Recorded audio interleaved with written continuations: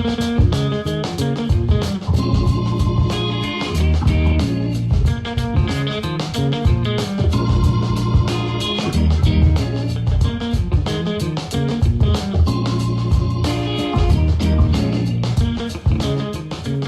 noches a todos, ¿cómo están? Bienvenidos a Living en América. ¿Cómo andas, Débora? Muy bien, buenas noches, bienvenidos. ¿Bien? Sí, muy bien. Bueno, vamos a intentar responder esta noche algunas preguntas, no nosotros, vamos a hacer de entrada 3 preguntas iguales a 4 diputados. En realidad, 3 diputados y 2 diputados y 2 diputadas. De todos los colores políticos. De todos los colores políticos. Pero de todo, exacto. Cambiemos, consenso federal. Vamos a hablar con una de las diputadas que a mi modo de ver más conoce el trámite parlamentario. Claro, pero ¿cuál es la intención en esta noche? Es que 4 representantes de 4 fuerzas políticas respondan las mismas preguntas. Tienen que ver con la liberación de presos, con el impuesto a la riqueza que se va a empezar a tratar en unas horas nada más, y con este plus salarial que tanto ruido ha generado, ¿no? Claro, el plus salarial para empleados, hay que decir, no jerárquicos, ¿no es cierto? Los empleados del Congreso que se dedican a la limpieza, al mantenimiento. El plus salarial es difícil, está calculado o expresado en unidades. Esas unidades representan algo así, dicen, vamos a preguntárselo a los legisladores, como 2.000 pesos diarios. De modo que da un bono, si querés, mensual, importante. Muchos se preguntan, ¿es relevante o no? También debieran recibirlo personal de la salud, personal de la fuerza de seguridad, los que están en los supermercados asistiéndonos con esa es la pregunta que vamos a intentar, una de las 3 preguntas que van a intentar responder cada uno. Pero además, sentado en esta silla con Débora y conmigo estará el ex embajador en China, Diego Ramiro Guelar. Ha conocido China por dentro, la China profunda. Y vamos a estar conversando qué pasa con China, qué ocurre con China, que es el principal... el proveedor de insumos por coronavirus, ¿no? Del mundo, claro. Vos fíjate que, por ejemplo, Estados Unidos en este momento, en plena campaña presidencial, pone foco ¿en qué? En 3 temas. 1, el tema del coronavirus, naturalmente. Otro, el de la crisis económica. Y 3, el gobierno de Trump lo que pone el foco es en la crisis con China. Ahora, China, paradójicamente, es el principal proveedor de insumos médicos y de medicinas del mundo y particularmente de los Estados Unidos. Entonces, ¿qué pasa con esos vínculos que en este momento son tan relevantes? ¿Y qué pasa también en la Argentina con las sesiones virtuales que habrá en el Congreso? Después de tanta discusión, ¿podrá hacerse o no? Va a haber un sistema mixto en diputados. ¿Sabés qué va a ser? Una parte presencial y otra parte remota. Mira, esta foto es muy reveladora porque así era una suerte de simulacro. Fíjate, detrás se han puesto estos walls, estas pantallas gigantes detrás de las bancas en donde van a estar representados a través de la videocámara los diputados que estén sesionando desde sus provincias. O sea, va a ser una especie de Zoom gigante. Como un Zoom gigante. Sí. Bueno, vamos a arrancar, vamos a conversar con el primer diputado de la noche y también como venta les quiero contar un gran informe hoy de Tarrés que habla sobre...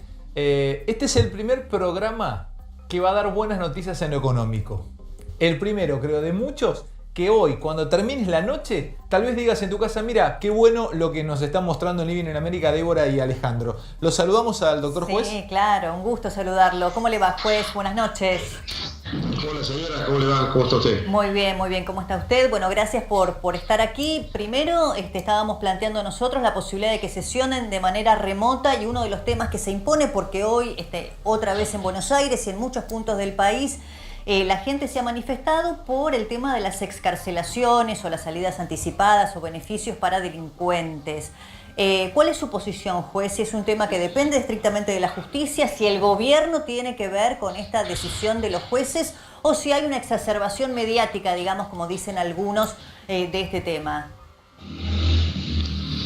Lo cierto es que un gobierno tan plural y que claramente, como hace el peronismo históricamente, termina loteando el poder y dándole a cada sector un pedacito, tiene que ser muy coherente. Hay algunos lugares del Estado donde la sociedad no admite las internas. En el tema de la seguridad hay que ser muy cuidadoso, muy responsable, muy inteligente, muy prolijo. Si el secretario de Derechos Humanos promueve la excarcelación de conspicuos dirigentes políticos, todos ellos condenados por delitos contra la administración pública, muchos de ellos confesos delincuentes. ¿Se refiere a Pietragala usted? A Pietragala, en el caso Jaime Martín Báez. Me refiero al secretario de Derechos Humanos cuando el tipo promueve la libertad. Quiero decirle que esto no ha cambiado en cientos de años. La comunicación en el sistema penitenciario, le diría, casi espontánea. Si usted promueve la libertad de determinados dirigentes políticos a las 24 horas, cualquier detenido, sea por el delito que sea, le va a pedir a su abogado que haga exactamente lo mismo. Entonces, es de una altísima ingenuidad jugar a la política en temas tan delicados cuando la sociedad está toda guardada dentro de sus casas, porque el eslogan es quédate en tu casa, nosotros te cuidamos.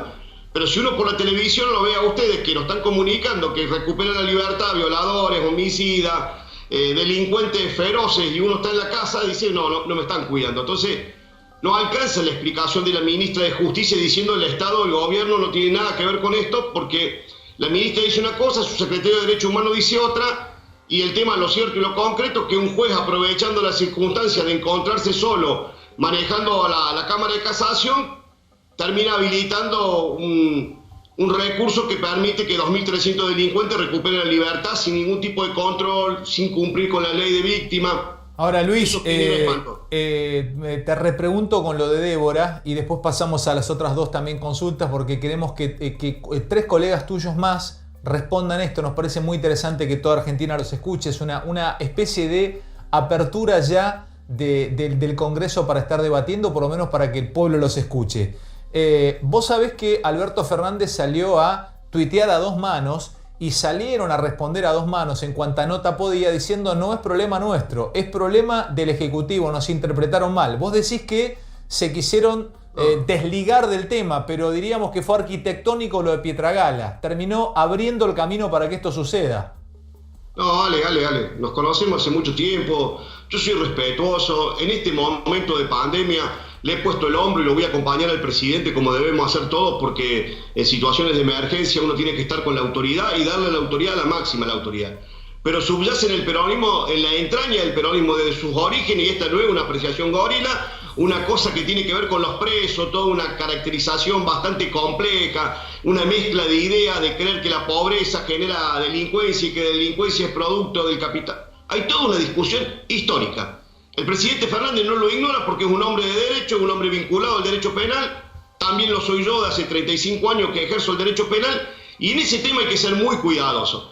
Después el presidente, con esa cintura que tiene, va viendo y va mirando. Yo dije que había puesto en funcionamiento un jetómetro, van viendo con el jetómetro cuál es la jeta de la gente. Si la gente se enoja o agarra la cacerola, reculan como en chancleta y haciéndose los onzos. Lo cierto es que hay una predisposición de colectivos del peronismo de promover la libertad cuando las cuestiones sanitarias se resuelven sanitariamente. Y después, cuando ven la reacción, intentan despegarse diciendo que esto es una reacción, pero, Luis, una decisión judicial. De todo el peronismo, porque usted sabrá que hubo voces divergentes. Si bien usted marcaba recién, y parece que no le creyó a la ministra Lozardo, o el propio presidente haciendo un tuit diciendo que no era una decisión del gobierno, sino de la justicia, y siendo crítico de la liberación de peligrosos delincuentes, había matices, ¿no? Porque estaba la voz de Bernie, la voz de Massa, no parece... Débora, sí. Débora. Entonces uno de los dos está de más. O está de mal la ministra o está de mal el secretario de Derechos Humanos. En este tema no hay contradicciones, no lo puede haber. No puede haber interna, no puede haber expresiones distintas. Yo le quiero creer a la ministra y le juro que le creo a la ministra. Creo que la ministra expresa lo que el presidente piensa. Ahora también quiero decirle que desde el seno del gobierno se ha promovido directamente actitudes como esta. Y se promueven actitudes como esta. Después, cuando salen mal, empiezan a desligarse y esta es una decisión judicial. Mire, los jueces son unos grandes lectores de la vida política. Hasta le diría que mejor que la mismísima dirigencia política. Para que un magistrado tome las decisiones que tomaron algunos magistrados, claramente han tenido guiños políticos, después se desligan, después le mandan a decir que digan que esto es una cuestión de interna judicial, que también la existe y no la podemos ignorar, pero lo cierto es que en estas cosas hay que ser muy cuidadosos en el momento que vivimos. Esto Luis, va a seguir, va a subsistir, pero en el momento que vivimos hay que ser muy cuidadosos con las contradicciones. Como queremos hacer esto con 3 colegas tuyos, vamos a ir a la segunda bolilla. Y es como si estuvieses exponiendo en el Congreso. El fondo nuestro es como si estuviese el Congreso. Segunda bolilla, doctor juez, es impuesto a la riqueza. ¿Cuál es su opinión o cuál es tu opinión? En realidad te lo estoy diciendo como si fuese una presentación en una universidad. ¿Cuál es tu opinión con respecto a cobrarle un impuesto extraordinario a las grandes riquezas de Argentina. Te he escuchado y te he leído progresismo de secundario. Pero bueno, te exijo otra respuesta a toda Argentina a horas de sesionarlo virtualmente. Tiene que ver con este folclore, ¿no? De algunos tipos que son progresistas con el bolsillo tuyo y conservadores con el propio. Con el bolsillo de Alejandro Fantino yo quiero que reparta su riqueza porque es exagerada y injusta. La mía la gané toda yo por derecha y es para la fundación de mis hijos. Esa cosa a mí me irrita enormemente. Primero no es conocer cómo funciona el sistema productivo de la República Argentina. Los que somos del interior sabemos que es mucho, aparte por única vez, este es un momento si quisiéramos discutir un reparto de la riqueza para mirar el sistema financiero, ¿viste? A mí se me ocurriría decir, bueno, che, veamos, porque la verdad que las tasas han bajado muy poquito, pero hoy vos te atrasás con la tarjeta de crédito y te parte la cabeza con un 47% mínimo de interés. Me parece que tiene que ver con un folclore donde te pone incómodo. Yo inclusive me siento incómodo diciendo porque no estoy justificando a ningún rico, no tengo ricos amigos, no tengo tipos que me banquen en la política, nadie me financia, pero creo que no es conocer cómo funciona el sistema productivo, mucho más en una Argentina que está destrozada, porque después de esta pandemia viene la pandemia de la economía, que es tanto o igual de grave, porque realmente la Argentina ya venía pésimo y ahora está absolutamente paralizada.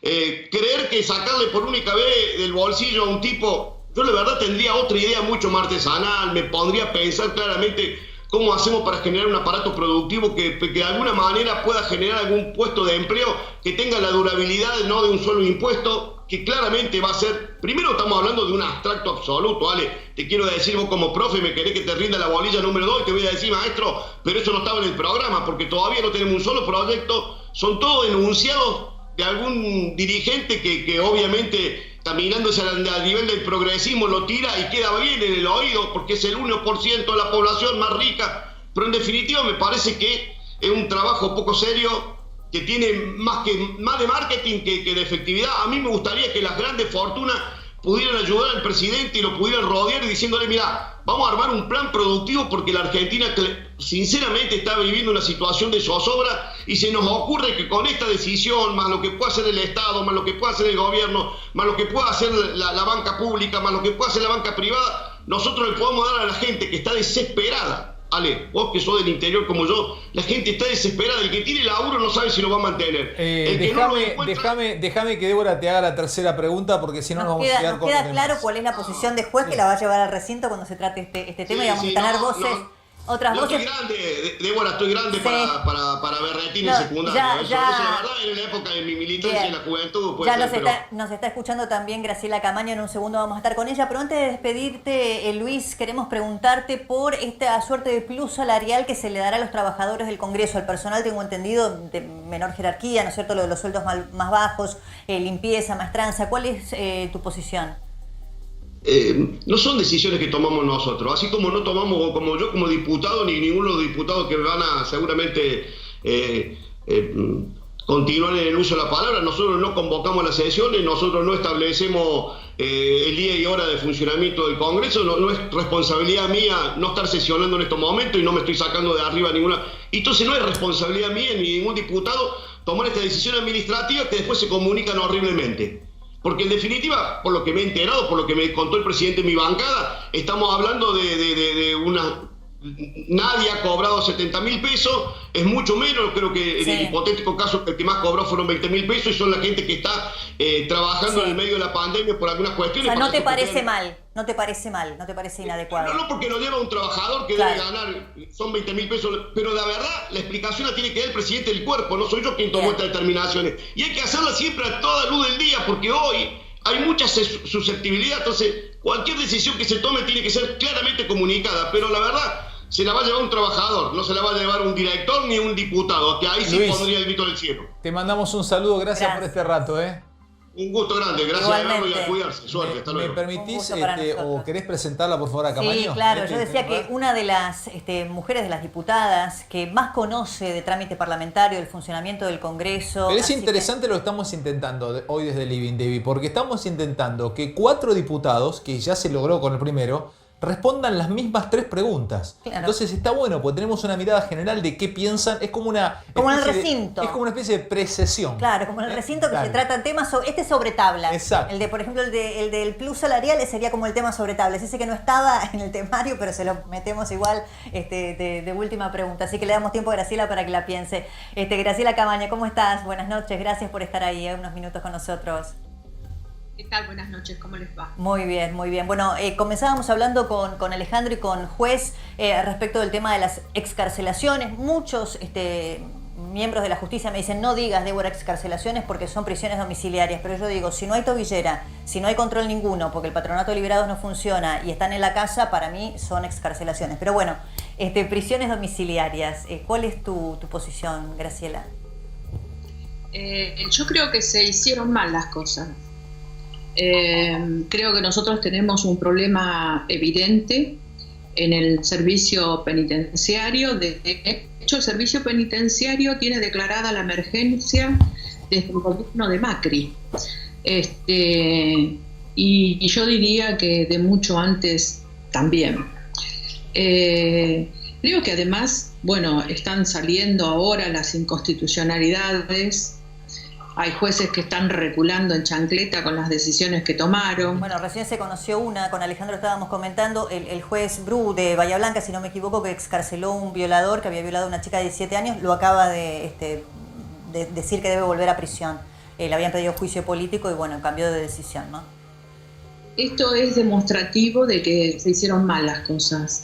Yo creo que la dirigencia toda, fundamentalmente aquella dirigencia que tiene responsabilidades en el Estado, en los 3 poderes del Estado, tenemos la obligación de ser prudentes, de ser calmos, de ser transparentes, porque realmente hay una situación increíble, una situación nunca vista, nunca vivida, una situación que genera mucha zozobra por las incertidumbres, por algunas certezas que no son, por cierto, las buenas noticias. La población está con mucho temor a raíz de la enfermedad y a esto le sumamos el temor por las decisiones que se toman mal. Entonces me da la impresión de que acá se ha cometido un gravísimo error en nombre del COVID y la ineficiencia del Estado para contener la población carcelaria, que incluso vulnera hasta los principios del derecho. O sea, Graciela, perdóname para repreguntarte sobre esto. Esa es parte de la repregunta que le hicimos a Juez y te la hago a vos. Le echás la culpa al Estado, o sea, al Ejecutivo de esta decisión de la que se tomaron un montón de jueces para empezar a liberar delincuentes, porque Alberto Fernández salió a decir hace 2 días o 3 días que él no había dicho esto, que se lo había malinterpretado. Empezaron a dar notas también todos los cercanos al Ejecutivo, decir, no, le interpretaron al presidente, lo interpretaron mal, interpretaron mal, interpretaron mal. ¿Cuál es tu lectura? ¿Lo interpretaron mal? ¿Él no quiso decir eso? Mira, no hay que buscar culpables porque todos son culpables. Es una cadena de desaciertos que llevaron a que se tomara la decisión más desacertada para la sociedad, que es imprimirle esto de tener una enorme cantidad de personas que cometieron delitos, que estaban en prisión porque los jueces habían estimado que debían esperar su juicio en prisión, y que de repente los jueces estimaron hasta enlistados que tenían que irse a su casa. Y se fueron a su casa sin tomar ningún tipo de prevenciones. Entonces, fue todo desacertado. Todo, desde la primera decisión que se tomó hasta la última. De hecho, esto es lo que de alguna manera lleva a la enorme disconformidad social que hay. Claro. Graciela... No puede ser el atenuante de ninguna causa, y mucho menos colectiva. O sea, acá el error para mí más grande que se comete es retipificar los delitos y hablar de delitos leves y delitos graves, y entonces en aras de los delitos leves hacer listados con el servicio penitenciario con los ministerios y directamente decidir con listados que esas personas tenían un encarcelamiento atenuado. Graciela, te queremos consultar también, porque esto sí va a ser tema de debate en el recinto cuando puedan hacer la sesión mixta, virtual y presencial. El tema del impuesto a la riqueza, que sé que es uno de los temas que se va a tratar. ¿Cuál es tu posición? Yo quiero ver el proyecto. Nosotros no, como bloques no vamos a opinar hasta no tener el proyecto. Lo cierto es que hasta ahora solo hay comentarios respecto al tema. Tenemos una primera mirada que está vinculada a que estamos hablando de un monto fijo, que no es un flujo de dinero, y entonces, bueno, queremos ver qué es lo que finalmente se decide, ¿no? De todos modos, claramente no estamos a favor de los impuestos, porque la carga impositiva en la Argentina es muy elevada, pero queremos ver de qué se trata, y esto no tiene seriedad, la opinión, hasta que no esté ingresado el proyecto. Bien. Última pregunta, Graciela. Tema plus salarial. Se generó un gran lío. ¿Estás de acuerdo con el plus salarial? Son las mismas 3 preguntas para 3 colegas tuyos. No es como si estuviésemos empezando a sesionar y los está viendo toda la Argentina a través de la pantalla de América y Living in America. ¿Estás de acuerdo con este plus salarial para algunos integrantes de planta de diputados? A nosotros nos dejan una reflexión muy incómoda porque nosotros no tomamos la decisión. Yo, de hecho, me enteré por los diarios y hoy, porque ustedes me iban a entrevistar, vi la resolución. Aparentemente es un plus que se dio en el marco de la pandemia, digamos. Que tuvo que trabajar, a mí me consta que tuvo que trabajar muchísimo, por ejemplo el área de tecnología del Congreso.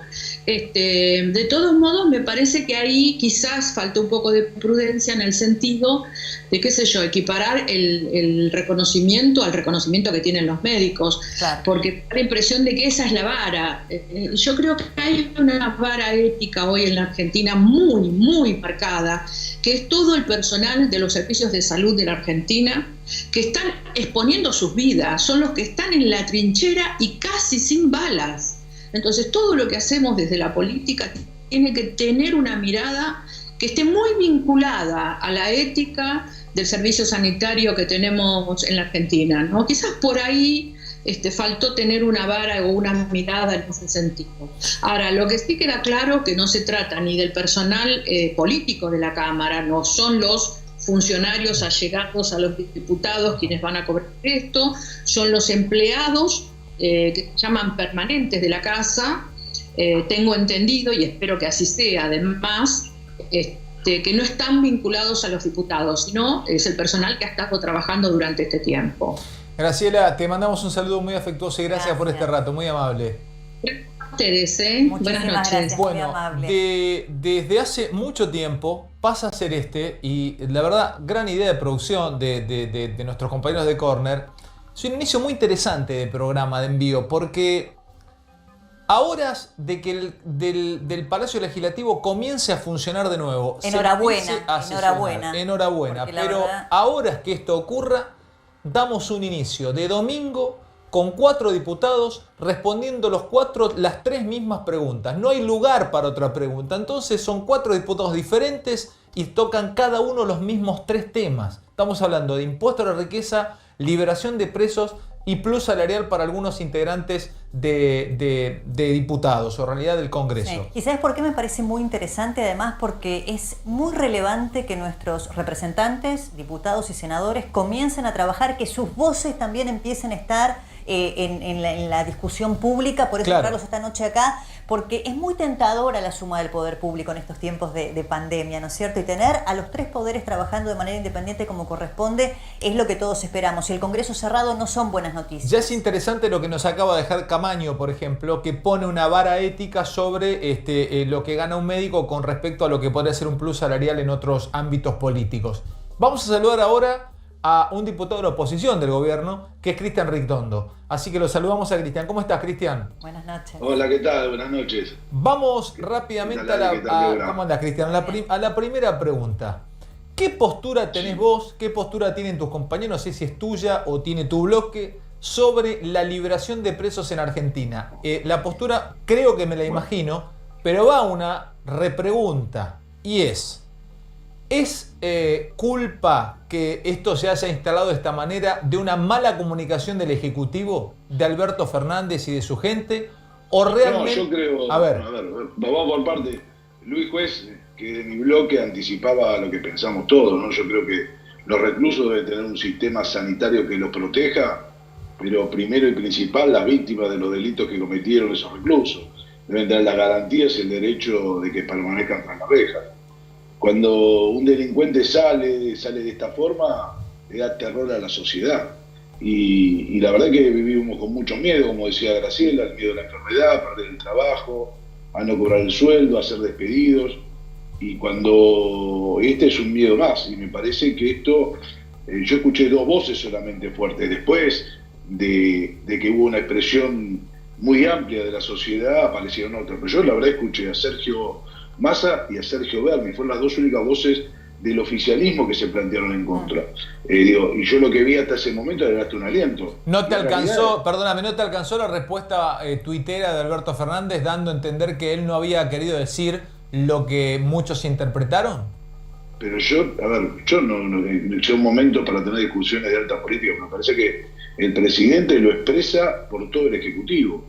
La verdad, el secretario de Derechos Humanos fue una expresión clara lo que dijo y lo representa. Quienes van a las reuniones con los presos y pactan con asesinos representan al gobierno porque se sientan en nombre del Ejecutivo.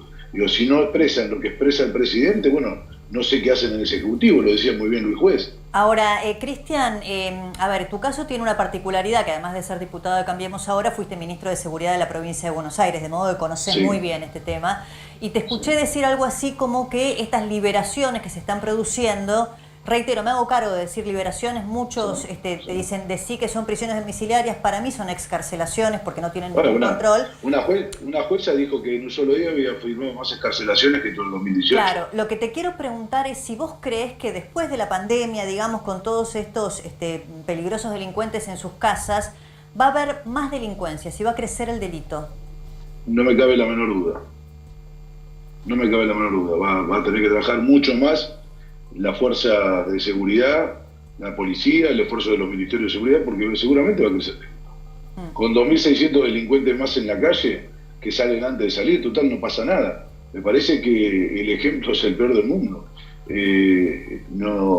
Vaciar las cárceles con el recurso de la pandemia me parece que perjudica al resto de la sociedad y sin tener en cuenta la ley de víctimas para que sean consultadas. Entonces, yo digo, ustedes vieron lo que está pasando. Cuando sale un violador, lo mandan con 10 menores en la casa, que salen los propios familiares a quejarse. ¿Quién se va a hacer responsable? No tienen, es una declaración jurada de un familiar que después, ¿qué puede hacer con el delincuente si quiere salir? Donde no tiene pulsera, donde no puede haber control policial, porque solamente si pensamos en 2.600 a 3 policías son 9.000 policías, se come el 40% de la policía que tiene en el conurbano, ¿no? Cristian, segundo tema, así ya pasamos a otra colega tuya que es Fernanda Vallejo. Segundo tema tiene que ver con impuesto a la riqueza. Yo creo que ya tenés que haber visto el proyecto de ley. ¿Qué postura? ¿No lo viste? Mira, hay dos cosas, quiero decir. No hay proyecto y no sé si lo van a presentar. ¿En serio me decís? ¿Te dudás que...?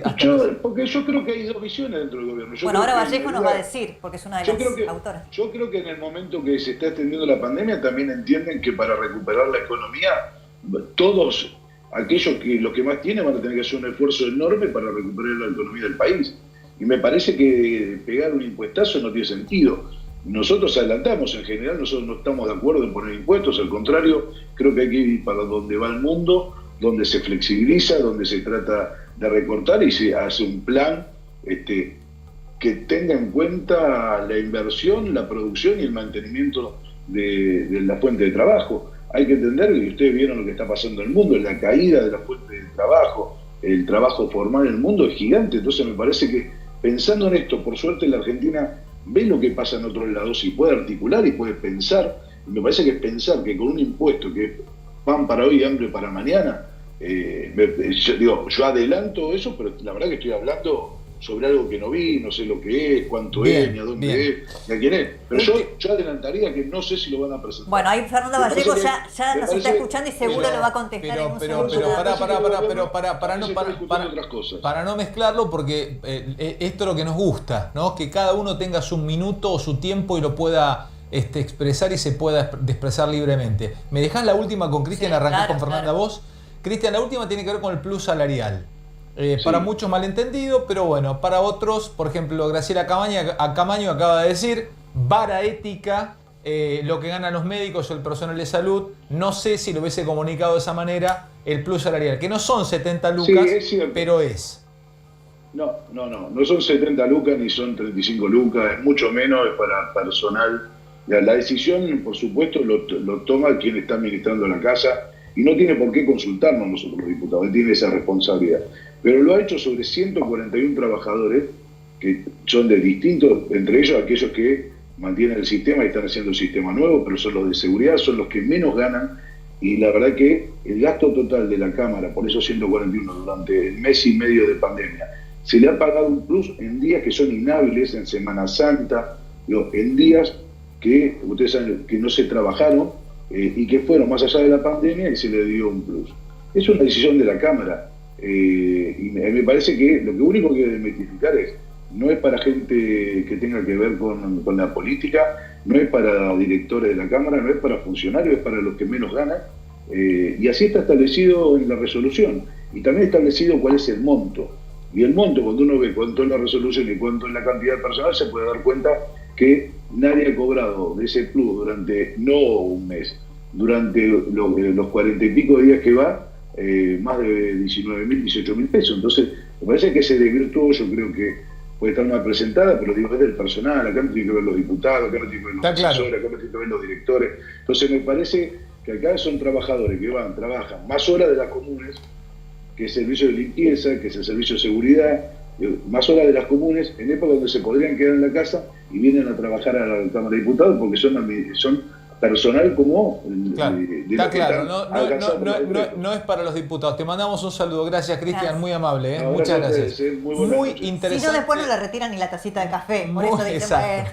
Muy interesante este arranque, ¿no? 3 diputados ya Luis Juez, Graciela Camaño, Cristian Ritondo. Estamos hablando de las 3 preguntas iguales para los 3. Por favor, te doy la Bueno, ahora tenemos que palabra. escuchar la voz del oficialismo, claramente, por eso recién veíamos en imagen ya a la diputada Fernanda Vallejo del Frente de Todos. Obviamente que la respuesta a lo que decía Ritondo, que no sabe si el proyecto se va a presentar, viene después porque vamos a seguir el orden que establecimos hasta ahora, que es como primer tema el de la liberación por parte de la justicia de peligrosos delincuentes. Fernanda, ¿cómo estás? Decíamos nosotros si creías que era una responsabilidad del propio gobierno, simplemente de la justicia, o un sobredimensionamiento mediático, digamos.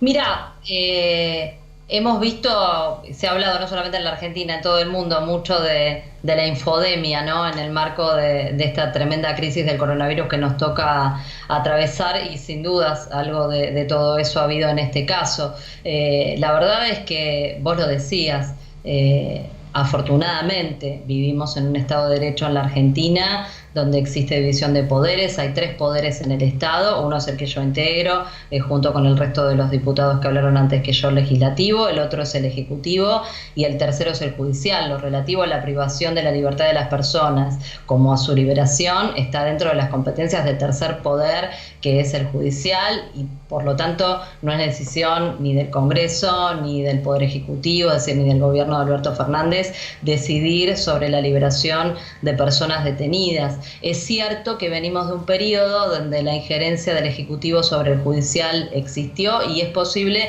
que ese antecedente pudiera inducir a pensar que las cosas funcionan de esa manera. Solo sucedía, decís vos, durante el macrismo. ¿Crees que durante el gobierno actual o el predecesor del macrismo no había injerencia del Ejecutivo sobre la justicia? Es lo que han denunciado los propios jueces, pero lo concreto es que eso no solamente que no ocurre ahora, afortunadamente, sino que además nunca lo hemos nosotros compartido. Al contrario, nos hemos cansado de denunciar estas situaciones durante los años anteriores. Y lo que hacían referencia a tus colegas del pedido del propio secretario de Derechos Humanos como funcionario público a la justicia por Jaime y por Martín Báez. Mira, Yo creo que acá lo que hay que plantearse es que hay un orden constitucional que afortunadamente la etapa anterior creo que la hemos dejado atrás y ojalá que para siempre. Y obviamente si vos me preguntás una opinión sobre el tema, la verdad es que yo no comparto la posición del macrismo que la expresó el procurador Contegrán, ex funcionario de María Eugenia Vidal, en esa resolución que firmó alentando el arresto domiciliario para la población carcelaria de riesgo con el tema del coronavirus, sin atender a razones de peligrosidad. Sí me parece muchísimo más razonable la resolución de casación penal que limitó los arrestos domiciliarios a delitos leves y no solo ponderando los riesgos sanitarios. Y en ese sentido, si la justicia así lo estima, que es la que tiene que decidir, parece razonable para estos casos evaluar las medidas que tiendan a descomprimir el hacinamiento de las cárceles, pensando que eso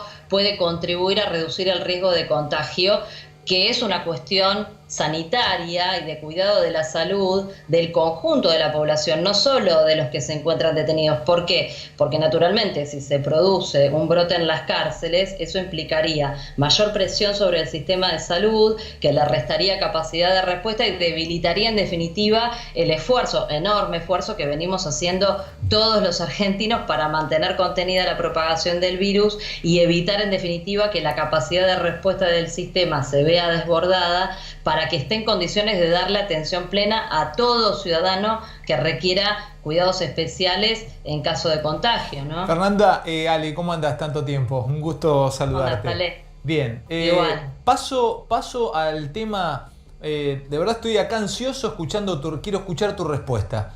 Es más, Ritondo recién nos dejó de lado, o sea, Débora y a mí nos dijo, no creo que presenten el proyecto. Yo digo, Ritondo no creo que juegue un naipe así sin tener información. Primera pregunta, ¿van a presentar el proyecto de impuesto a la riqueza o como lo quieran llamar? Y segundo es, me imagino ya la respuesta está dada, ¿no? Pues sos una de quienes ha ayudado a la composición o al armado de ese proyecto. Pero vamos por el principio. ¿Lo presentan y por qué decidieron esto? ¿Por qué decidimos avanzar en esta idea? Bueno, primero, el proyecto, por supuesto que se va a presentar. De hecho, en los últimos días se terminaron de ultimar todos los detalles que faltaban para poder avanzar en la sesión remota, donde pueda efectivamente transformarse en ley esta iniciativa y otras que pudieran estar presentándose. De hecho, se aprobaron los protocolos por unanimidad de todas las fuerzas políticas, me parece interesante también resaltar eso. Y la verdad es que estamos hablando, Ale, de un impuesto extraordinario que se plantea en el marco de una circunstancia que también es extraordinaria y que tiene que ver en definitiva con la necesidad de atravesar esta crisis sobre la base del esfuerzo compartido, donde cada uno aporta según su capacidad en la búsqueda de distribuir el costo de la crisis de la manera más equitativa posible. Por eso, cuando vos pensás en el universo que buscamos grabar con este impuesto, realmente es un universo muy pequeño, de apenas unas 12.000 personas, o sea, el 0,025% por única de la vez. Población argentina.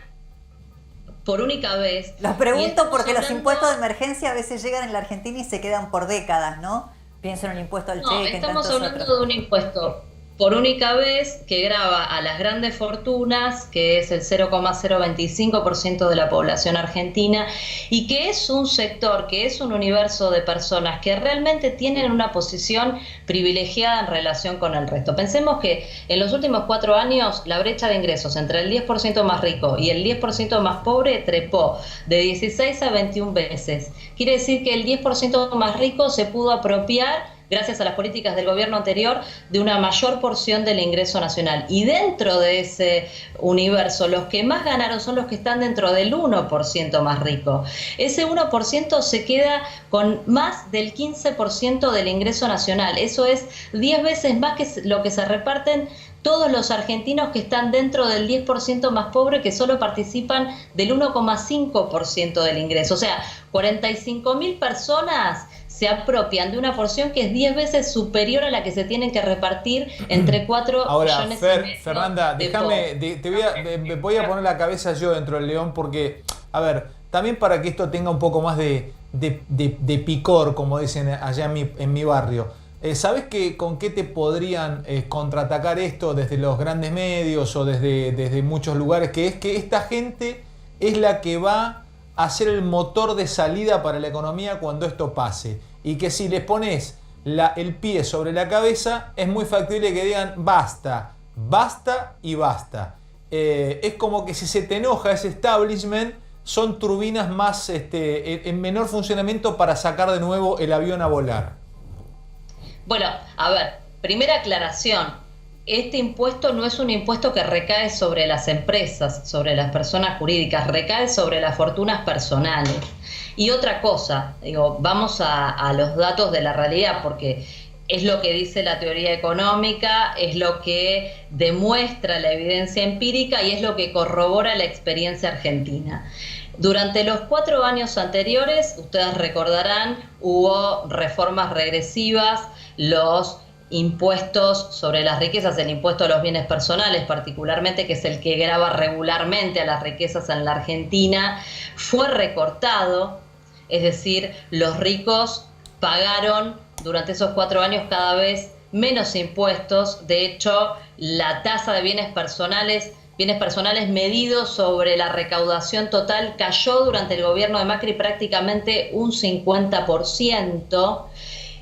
¿Y qué es lo que pasó mientras pagaban los ricos menos impuestos a la riqueza? La inversión también cayó en paralelo. La tasa de inversión cayó de un promedio de 21,1% entre 2013 y 2015, medido como proporción del PBI, al 19% promedio entre 2015 y 2019. Cayó más de 2 puntos porcentuales el promedio. ¿Y qué es lo que creció como contraparte? La fuga de capitales. Se fugaron, Ale, 103.000 millones de dólares en 4 años de la Argentina.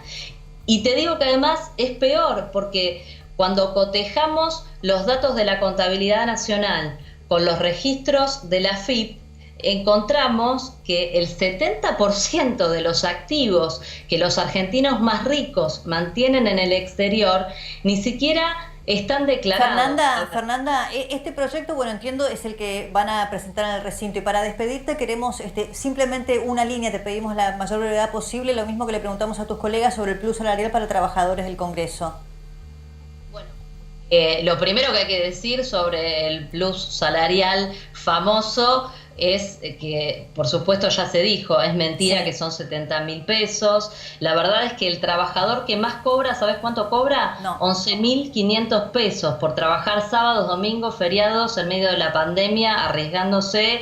Y eso además en un contexto donde todos los trabajadores por la pandemia perdieron las horas extras. Te digo más, si se pagaran horas extras, ese mismo trabajador por convenio cobraría más que lo que está cobrando. O sea que en definitiva la Cámara terminó ahorrando dinero, bien, digamos, ¿no? De alguna manera. Gracias, Fernanda. Y te digo, déjame decir una cosa más, porque lo quiero decir al aire, porque me gustaría que Sergio Massa, el presidente de la Cámara, y que Cristina Kirchner, como presidenta del Senado, publiquen, porque hay como 20 resoluciones de este tipo, de Monzó y de Michetti, y sería importante que se publiquen para que se vea que esto es en realidad un adicional de convenio para las emergencias y que está establecido de esa manera. Bien, gracias. Gracias, Fernanda. Muy amable. Gracias a ustedes. Gracias. Buenas noches. Bueno, fue un inicio diferente. Mira, 45 minutos habíamos diseñado y van 20:44. O sea, terminamos un minuto antes. Yo creo que Rocín sería un gran piloto de drones. Terminó la paz de la pandemia, te pero digo. Viste que los pilotos de drones, exacto. Bueno, nosotros somos muy obedientes. Claro, exacto. O sea, dijo el tipo, tiene que ser justo porque si no pueden hacer un desastre. Es un gran piloto de drones. Dijo 45 minutos, 22:45 y ya cerramos la primera parte del programa. Falta mucho. Vamos a tener a Diego Aguilar. Para nosotros... Me interesa, ¿sabes por qué? Es de los que yo conozco que están aquí hoy en Buenos Aires cumpliendo la cuarentena, es de los últimos que estuvo en Wuhan. Sí, y es de los que más conoce el mundo chino y que está con nosotros aquí en Argentina. Así que en un rato vamos a estar charlando con él. Vamos a estar dando buenas noticias económicas. Es el primer programa de Argentina que va a dar buenas noticias económicas. ¡Atención! También con huevitos con sorpresa. O sea, cada buena noticia tendrá un huevito con sorpresa. Estamos esperando a Leandro Santoro, Agustín Rodríguez estar feliz realmente porque hace mucho tiempo me dice invitarlo para poder conversar un ratito con él. ¿Con qué seguimos? Bueno, vamos a ver un informe también de lo que está pasando con los contagios en Buenos Aires. Vos te preguntarás, ¿se va a abrir la cuarentena? ¿De qué modo? ¿Cuándo? Bueno, mira, seguramente para el AMBA, para lo que es Capital Federal y Provincia de Buenos Aires, difícil. ¿Por qué? Mira, de los nuevos contagios, hoy hubo 103 contagios nuevos. ¿Vos sabés cuántos fueron de Provincia de Buenos Aires y de Cava? 49 de Cava y 38 de Provincia de Buenos Aires. Prácticamente 90 casos, 89 en realidad, pero vamos a redondearlo, 90 casos de los 100 fueron aquí en el AMBA. Significa con esto que estás contando, Débora, que esto explica lo que brillantemente nos cuenta Débora, el por qué somos los últimos en que se nos flexibilice la cuarentena. Seguro. Hay un montón de lugares y regiones en Argentina donde se va empezando a abrir y nosotros, tanto Cava como Gran Buenos Aires, se complica. Bueno, si vos miras hoy el mapa con los nuevos contagios, vas a ver muchos ceros, muchas provincias que no han tenido contagios nuevos. ¿Eso es una buena noticia? Claro, sí, por supuesto. Lo que pasa es que está todo concentrado aquí en Buenos Aires, en Capital Federal. Veamos el informe y después lo debatimos.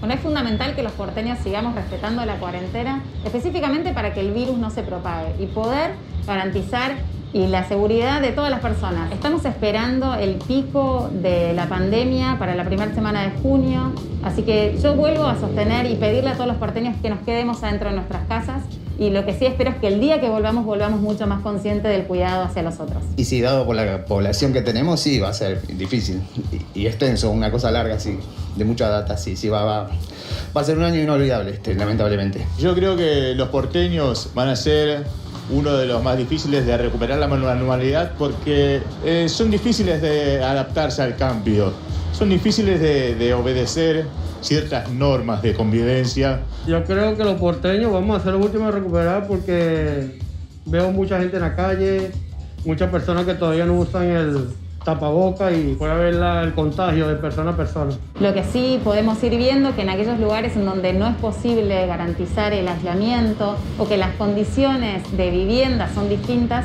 podemos ver cómo los focos empiezan a crecer. Es el caso que estábamos hablando del barrio 31, en donde, por ejemplo, por las condiciones de hacinamiento de las personas, es difícil garantizar este distanciamiento social. Los puntos críticos son aquellos en donde más gente circula y más gente se aglomera, por ejemplo, los centros de transbordo o el transporte público, también los entornos de hospitales o aquellos lugares que están habilitados, por ejemplo, los comercios, farmacias. Como foco de contagio, los subterráneos, por ejemplo, que es un lugar donde se amontona mucha gente, los transportes públicos, los bares, los lugares bailables también, los shopping. Bueno, para mí lo más contagioso debe ser las estaciones de tren, Constitución, Retiro. Hay más afluencia de gente y más que todos los colectivos también. A la limpieza que comúnmente hacemos con agua en las veredas, en los contenedores, en las paradas de colectivo, le sumamos hipoclorito de sodio, que no es ni más ni menos que la lavandina que todos usamos en nuestras casas, en la misma, solución, y desinfectamos toda la ciudad. Yo evitaría de ir a los parques, a los shopping, porque todavía debe quedar todavía por ahí el virus y no sabemos quién lo tiene porque es un enemigo invisible, como dicen. Seguiré evitando los shopping, seguiré evitando todo lo que pueda, transporte público. No, lo que más extraño, digamos, es el movimiento habitual que teníamos debido a, estas cosas que nos invadió en este momento. Salir a pasear con los chicos, yo tengo 2 hijos, salir a pasear, ir a cualquier lado, a algún evento y eso, ir a parques con ellos y todo ese tipo de cosas se extraña. Oye, lo que más extraña de mi vida normal en la calle, es ser libre. Ahorita ando encerrado, evitando todo el contagio que puede haber en la calle y eso es incómodo, pues, estar encerrado, estar en cuarentena. Bueno, creo que el compromiso social es la clave. Todos nosotros somos un poquito responsables de evitar que esto sea una tragedia para la sociedad. Todos nosotros tenemos que cuidarnos a nosotros, cuidar a nuestras familias y sobre todo cuidar a los adultos mayores, que es la población de riesgo, que nosotros tenemos en la ciudad. Vamos a saludar al doctor Pollack después de haber visto este interesante informe. Ya está Leandro Santoro con nosotros para charlar un ratito. Doctor Alejandro te saluda, te tuteo en realidad porque hace tiempo ya que nos hablamos. ¿Cómo estás? Gracias por este rato. La primera pregunta tiene que ver por qué somos los últimos. Aparentemente vamos siendo ya los últimos, vamos en el último vagón de la flexibilización de la cuarentena a aquellos que vivimos en grandes ciudades? ¿Tiene que ver porque somos muchos más o tiene que ver otra cosa, Doc? ¿Qué haces, Ale? ¿Cómo te va? No, obviamente es porque somos muchos y estamos bastante apilonados, ¿no? Bastante juntos. Si vos te fijás dónde este virus ha hecho los mayores desastres, los ha hecho en Wuhan, que la provincia donde está Wuhan, que es Hubei, tiene la misma población que toda Italia. En el norte de Italia, donde hay una gran concentración de gente. Y también en Madrid, por ejemplo, y ni hablar en Nueva York, mirá lo que está pasando. Entonces es lógico que los centros urbanos y donde hay grandes aglomeraciones urbanas sean los últimos lugares que se liberan. Ahora, doctor Pola, que en ese sentido tenemos que pensar que la provincia de Buenos Aires y la ciudad de Buenos Aires tienen, bueno, por un tiempo bastante prolongado esta situación de aislamiento social. ¿Se puede empezar a pensar en algún tipo de relajamiento o no, según su punto de vista médico, digamos? Mira, yo repito siempre lo mismo, se hace un poco aburrido, pero la pregunta no es cuándo salís de la cuarentena, sino cómo salís de la cuarentena. Y hay países que no han entrado en cuarentena, ¿no? Singapur, Taiwán, Hong Kong, Corea.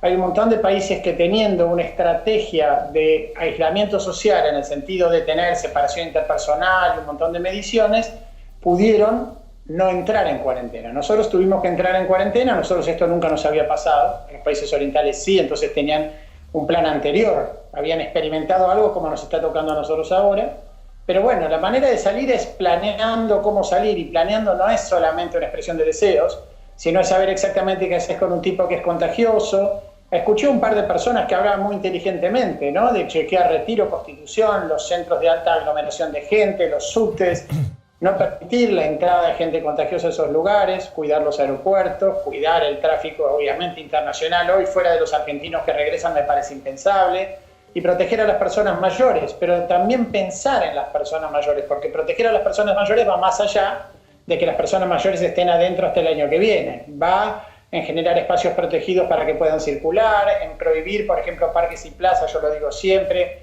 para menores de 65 años, 2 horas a la mañana y 2 horas a la tarde para que la gente pueda recrearse, en generar horarios preferenciales. Ahora, Fernando, perdón, ¿no? Pero vamos a ver, vamos a caminar con cierto dramatismo lo que será nuestra vida hasta la vacuna. Trump hace un par de horas dijo que a fin de año tendrían la vacuna, pero vamos a suponer que no la tengan, vamos a suponer que nos tenemos que ir hasta marzo, abril, si querés, junio del año que viene. Eduardo López le dijo a un diario deportivo, a Olé, hace 2 días, vamos a las cosas típicas de todos los días, ¿no? Porque hay mucha gente que trabaja en eso también. Hasta diciembre olvídense de jugar al fútbol. Y por 1 año y medio estadios sin gente. Teatros, hoteles, restaurantes, vida en el día a día. No sé, Santoro está acá sentado con nosotros, pero así antes del coronavirus venía a este programa y se comía una carnecita acá con algún amigo, con su familia en un restaurante, después venía, charlaba. O sea, ¿qué vamos a hacer con esto? Los colegios, el día a día nuestro, el día a día que teníamos, o sea, ¿nos olvidamos de esto, Fer, hasta que venga la vacuna? ¿Nos tenemos que olvidar de entrar y salir en cuarentena por lo menos 1 añito? Bueno, vamos por partes, Ale. Lo primero que diría es que Trump todos los días dice otra cosa. Hace unos días estaba recomendando inyectarse lavandina, así que yo a Trump no le prestaría mucha atención.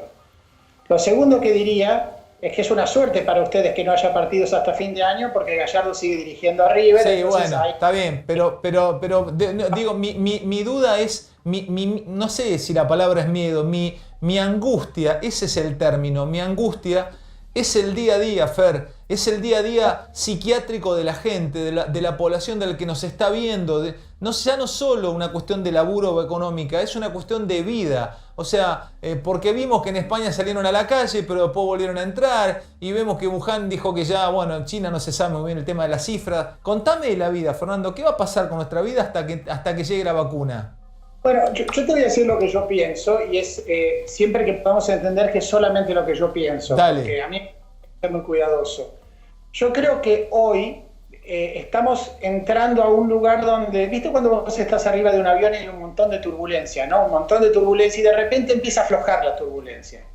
Yo tengo la sensación que un poquito estamos entrando en ese lugar. Yo creo que la noticia de esta semana de que el Remdesivir, esta droga que es un antiviral, funciona, es una buena noticia claramente, porque esta droga se usó en las peores condiciones posibles. Se usó cuando los pacientes estaban gravemente enfermos y los antivirales se deben usar cuando los pacientes se presentan a la guardia con enfermedad. Te lo voy a explicar brevemente y voy a tratar de no tomar mucho tiempo. Si vos agarrás a un ladrón después de que pasó por la entrada de tu casa, el zaguán, la cocina, llegó al fondo, vos tenés 3 perros, los soltó dentro de la casa y te rompieron todo, en el momento en que lo inmovilizás la casa está hecha a pedazos. Vos al ladrón lo tenés que agarrar en el zaguán, ¿verdad? Bueno, los antivirales funcionan bien en el zaguán y este antiviral se testeó al fondo de la casa cuando ya habían soltado los perros. Entonces, si ahí funcionó, a mí eso me dice que es muy probable que los estudios que están viniendo atrás, que se hacen con el antiviral usado muy tempranito, los resultados sean más alentadores. Por otro lado, yo tengo la sensación, y si vos mirás los lugares donde se hacen estudios, que hay montones de cosas que están viniendo y que esto no va a durar 18 meses.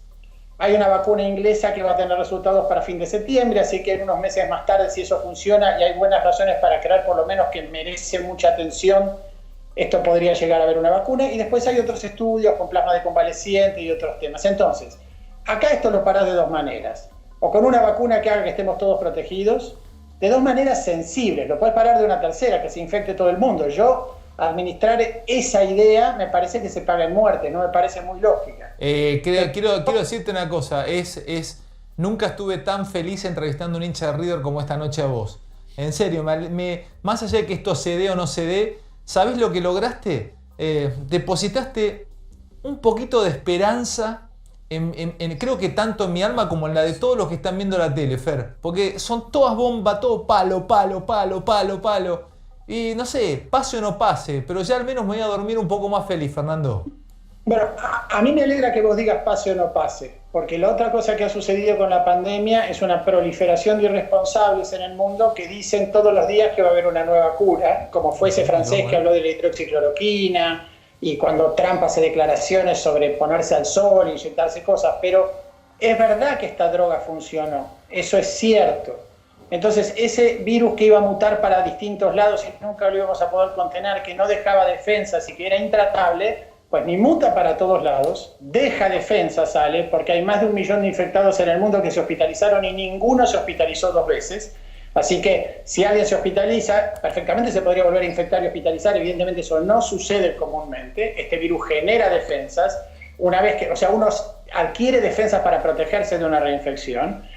Y además eso significa que las vacunas lo pueden hacer también, generando defensas, y que hay un antiviral que por lo menos en contextos muy desfavorables funciona, lo que lleva a desear ver los resultados cuando se testé en un contexto más favorable, ¿no? Eso es lo que yo estoy viendo hoy. Fernando, te mandamos un saludo con Débora acá, gracias por este ratito. Chao, un beso a Débora y un abrazo. Gracias. Chao, gracias, Fer. Qué interesante. Y qué esperanzador, porque no habló de 18 meses. Dijo, quizá para septiembre ya pueda haber prueba en humanos de una vacuna que en el tiempo sirva para todos, ¿no? Uh-huh. Bueno, me dejó a mí también, con un sabor más dulce esta noche. Bien, está con nosotros ya Leandro Santoro. Gracias, Leandro, por estar aquí, Gracias por la invitación. ¿Te gustó lo que dijo? ¿Te alegró un poco? Sí, me parece que igual no hay que bajar los brazos, ¿no? Porque hay que ser muy cuidadoso también con los mensajes, ni militar la resignación y la desesperanza, ni darle a la gente la sensación de que esto es una pavada y que en cualquier momento salimos rápido. Y en segundo lugar, ojalá que el mundo, independientemente de cómo se resuelva esto, entienda que hay que invertir las prioridades y poner mucho más dinero en salud y en educación para evitar que el día de mañana otra vez algo de esta naturaleza vuelva a suceder y nos agarre como nos agarró este virus, ¿no? ¿Y cómo está la salud pública para vos en la Argentina preparada para recibir esta situación? Y es muy dispar de acuerdo a la zona geográfica. No es lo mismo. Sí, no es lo mismo la ciudad de Buenos Aires, claramente, que tiene 34 hospitales que funcionan y bien. A ver, porque además el sistema de salud está dividido en 3. Tenés la salud pública, la salud, las obras sociales sindicales y las prepagas. Entonces también hay mucha desigualdad en el acceso a la salud. Pero 80, te dirías, entre 70 y 80 es salud privada y obras sociales. Podrías ponerlo junto ahí. Depende cuál. Es más complejo. Hay mucha gente, además, la crisis económica lleva a que mucha gente deje de pagar la prepaga. Y yo creo además, francamente, que en el caso de un colapso del sistema público de salud, tanto de gestión pública como de privada, va a colapsar todo. Y entonces ahí, por más que vos tengas tu obra social, quedate tranquilo. A ver, por ejemplo, el hospital alemán tiene 60.000 socios. Si de esos 60.000 socios se enferma el 10 o el 20% al mismo tiempo, eso queda saturado. ¿Y a dónde va a ir esa gente? Al sistema público. ¿Y dónde te parás cuando discutimos la economía y la cuarentena, ¿no? El propio presidente en la última extensión, digamos, de cuarentena reconocía que el tema económico es un tema que hay que poner sobre la mesa también. Y porque es dinámico, Débora, es dinámico. Yo no creo en los dogmatismos, ¿no? Ni decir solamente la salud y nos desentendemos de la economía, ni decir levantemos la cuarentena porque total acá no va a pasar nada. Hay que ir viendo. Está claro que la Argentina va a sufrir los coletazos de una crisis fenomenal. Digamos, no solamente por la recesión que vamos a profundizar, sino porque además el mundo se está desplomando y se está complicando muchísimo. Entonces hay que gestionar eso. Yo creo que en algún momento también hay que pensar en cambiar el paradigma. Hasta acá Alberto vino planteando, administremos la cuarentena con inteligencia. Yo creo que en algún momento vamos a tener que administrar la circulación comunitaria del virus. Es otra cosa. ¿Cómo es eso? Es una opinión personal, no es una opinión del gobierno. Yo creo que los costos de la parálisis económica pueden terminar provocando en el mediano plazo problemas tan grandes como el de la pandemia. Me parece súper valiente que en tu lugar vos plantees esto. Es una opinión personal. No pero con más razón. Muy valiente, porque pocos se animarían a plantear una cosa así, en poner el ojo que lo que viene puede ser tan dramático como lo que está. A ver, para compensar un poco. Cuando uno ve las imágenes de España o de Barcelona, donde dicen, bueno muchachos, vamos a flexibilizar un poquito y se van todos a la playa, ponete en la piel de cualquier intendente o de cualquier gobernador y no quiere saber nada con esa imagen. Es un tema para tener en cuenta. Ahora, por otro lado, la espalda que nosotros tenemos no es la misma espalda que tienen los países europeos. Esto es cierto. O sea, la cadena de producción, que es frágil en la Argentina, se empieza a agrietar. No solamente la cadena de pago se rompe, digamos, sino hay empresas que le empiezan a faltar insumos y eso puede provocar desabastecimiento. Claro, sí. Todo el mundo lo ve esto. O sea, no, yo soy muy amigo del ministro de la Producción, de Matías Culfas, y hay un equipo económico que está trabajando sobre el seguimiento de esto. Y obviamente estamos frente a un experimento social, porque estamos inyectando una masa de dinero a la economía en un contexto de presión inflacionaria inédito, sin reserva, negociando una deuda externa enorme, absolutamente irresponsable. Hay 8 millones de personas que van a cobrar la IFE, hay 420.000 empresas que se le va a pagar la mitad. Que no te queda otra que ya lo sé, tenés que estar con la máquina de no hay forma, no hay forma. En eso estamos de acuerdo, Lea, estamos de acuerdo, pero el tema es lo que esa máquina te recalienta la economía. ¿Vos viste a cuánto se fueron los dólares? Sí, pero eso por otro problema, no por eso. ¿Qué problema? No, yo tuvo otros problemas, otras regulaciones que hacen falta. A ver, hoy tenés la recesión que de alguna manera lamentablemente te funciona como ancla inflacionaria. Pero me gusta eso, que lo digas también. O sea, eso es una cosa de vivos. A ver, yo creo que hay dinero que se liberó para la pyme y hay en el medio, entre que se liberó un dinero para la pyme para pagarle el 50% del salario al sector privado, que entró en crisis. ¿Te lo jugaron ahí? Algunos, sí, claro. Los muchachos son difíciles. De hecho, hubo ahora algunas medidas que fueron a atender a corregir eso. O sea, algunos ponen que si te liberaron guita, te dieron un préstamo de plata para pagar sueldos. No, el intermediario, los bancos, la banca, claro. Obviamente. Sí, claro. Para entenderlo, el Estado le prestó guita El Estado le baja el stock del ELIX. Sí, dale. ¿No? Sí. Muy bien. Y le baja los encajes. Sí, dale. Muy bien. Eso genera una masa de dinero que supuestamente tiene que ir para facilitar el crédito a la pyme. Claro, yo te digo, banco, esto que te voy a bajar, se lo vas a dar a las pymes. Exactamente. Y el banco, en vez de dárselo a la pyme, ¿qué hace otra cosa? O se juega a otras posiciones. Es más complejo. Igual Miguel Pérez está trabajando en eso. Pero son... ¿Está dentro de lo legalmente permitido? Como, o sea, dentro de la ley todo, fuera de la ley nada. Ahora hubo el dólar MEP y el dólar contado con liqui son dólares, digamos, legales. Bueno. Ahora, vos decís que estás cerca o que hablas con Matías Culfas. ¿Están pensando realmente un plan, así como hay un plan sanitario también orquestado, un plan para atender la pandemia económica, digamos? Sí. Mira, ahí hay dos planes. El primero es el de contener la emergencia. La gente, si el Estado no se hacía cargo en este quilombo, se morían todos de hambre. Nos moríamos, todos. O sea, porque eso además te afecta a todos los estamentos de la sociedad, te paraliza la economía, te destruye riqueza, puestos de trabajo, la gente se va en contra de la política. Cosa que está pasando, pero no como hubiese pasado si no hubiésemos Contenido, hecho el esfuerzo fiscal que se hizo. Un esfuerzo fiscal enorme. Muchísima guita puesta, digamos, para contener a todos los segmentos, el bono para la UH, el bono para la jubilación, viste, la IFE, el ATP para las empresas, el crédito, el respaldo para que puedan sacar un laburo de la puta que lo parió. Armaron, en 30 días inventaron instrumentos, hicieron un experimento social. Digamos, un Estado que además estaba muy frágil. Ahora, eso es una parte. El problema es que en algún momento vamos a tener que reactivar la economía. Y se necesita un plan de reactivación, porque una cosa es que la pyme no te quiebre. ¿Qué es lo que está haciendo hoy el gobierno? Decir, bueno, no le vamos a soltar la mano a ningún argentino. Digamos, porque le estamos pidiendo a todos un esfuerzo, que es el confinamiento, no le soltamos la mano. Pero segundo, hay que cuidar que no quiebren las empresas, porque si quiebran las empresas, eso genera más desempleo y eso después es muy difícil recuperarlo. ¿Alberto te preocupó por eso? Muy preocupado. Pero después hay que reactivarlo. Yo te lo pregunto esto de una cuestión de, bueno, vos sos asesor, estás cerca de él. Preocuparte por algo es que no se te va de la cabeza nunca. Te estás duchando, estás preocupado. Estás comiendo, estás preocupado. Te vas a dormir, estás pensando en eso. Estás charlando con un amigo, con un asesor, y sale el tema. O sea, ¿sale ese tema permanentemente? Sí. La primera preocupación de Alberto es por la vida, es el cuidado de la vida. Además, él, con su sensibilidad muy especial que él tiene, es lo primero que le preocupa, la cuestión sanitaria. Lo primero.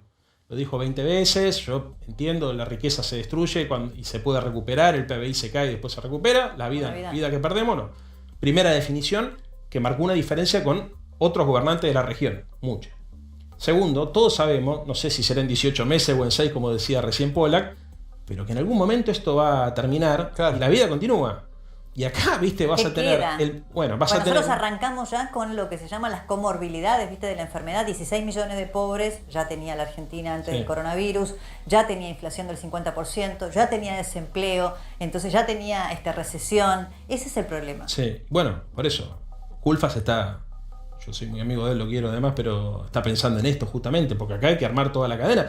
Vos pensás que ya la Argentina viene con un déficit en este aspecto, porque nosotros no tenemos algo parecido a una política de Estado que te defina qué le vas a vender al mundo, qué mercados vas a ir a buscar. Mira, para que la gente entienda, ¿qué significa un plan de reactivación? Tenés que defender las pymes que tenés, tratar que aumenten su capacidad productiva y exportadora, por un lado, y después hay que crear empresas nuevas. Esta es la clave. Crear empresas nuevas que den trabajo. O sea, generar unidades que provoquen riqueza, pero que esa riqueza no vaya a la especulación y a la concentración, sino a generar puestos de trabajo de calidad. Y eso es una alianza entre el sector público y el sector privado, ciencia y tecnología, son créditos baratos, es terminar con la joda de las LELIC y todo el curro histórico de la Argentina que te haces multimillonario en 24 horas. Eso, es una deuda que tenemos pendiente, que obviamente, el COVID paró un poquito la cosa y la renegociación de la deuda, pero es la agenda del gobierno. Te cambio un segundito de tema, después volvemos a esto, ¿no? Vos todavía no te contaminaste con lo que habitualmente hacen los tipos que son llamados a otros programas de televisión, que se ponen el cassette y a veces tenés que ponerte el cassette, porque no te queda otra, pues si no lo que vos decís podría generar algún ruido y tenés responsabilidad con lo que decís. Por eso recién aclaraste 3 veces que era tuyo personal lo que vos estabas expresando.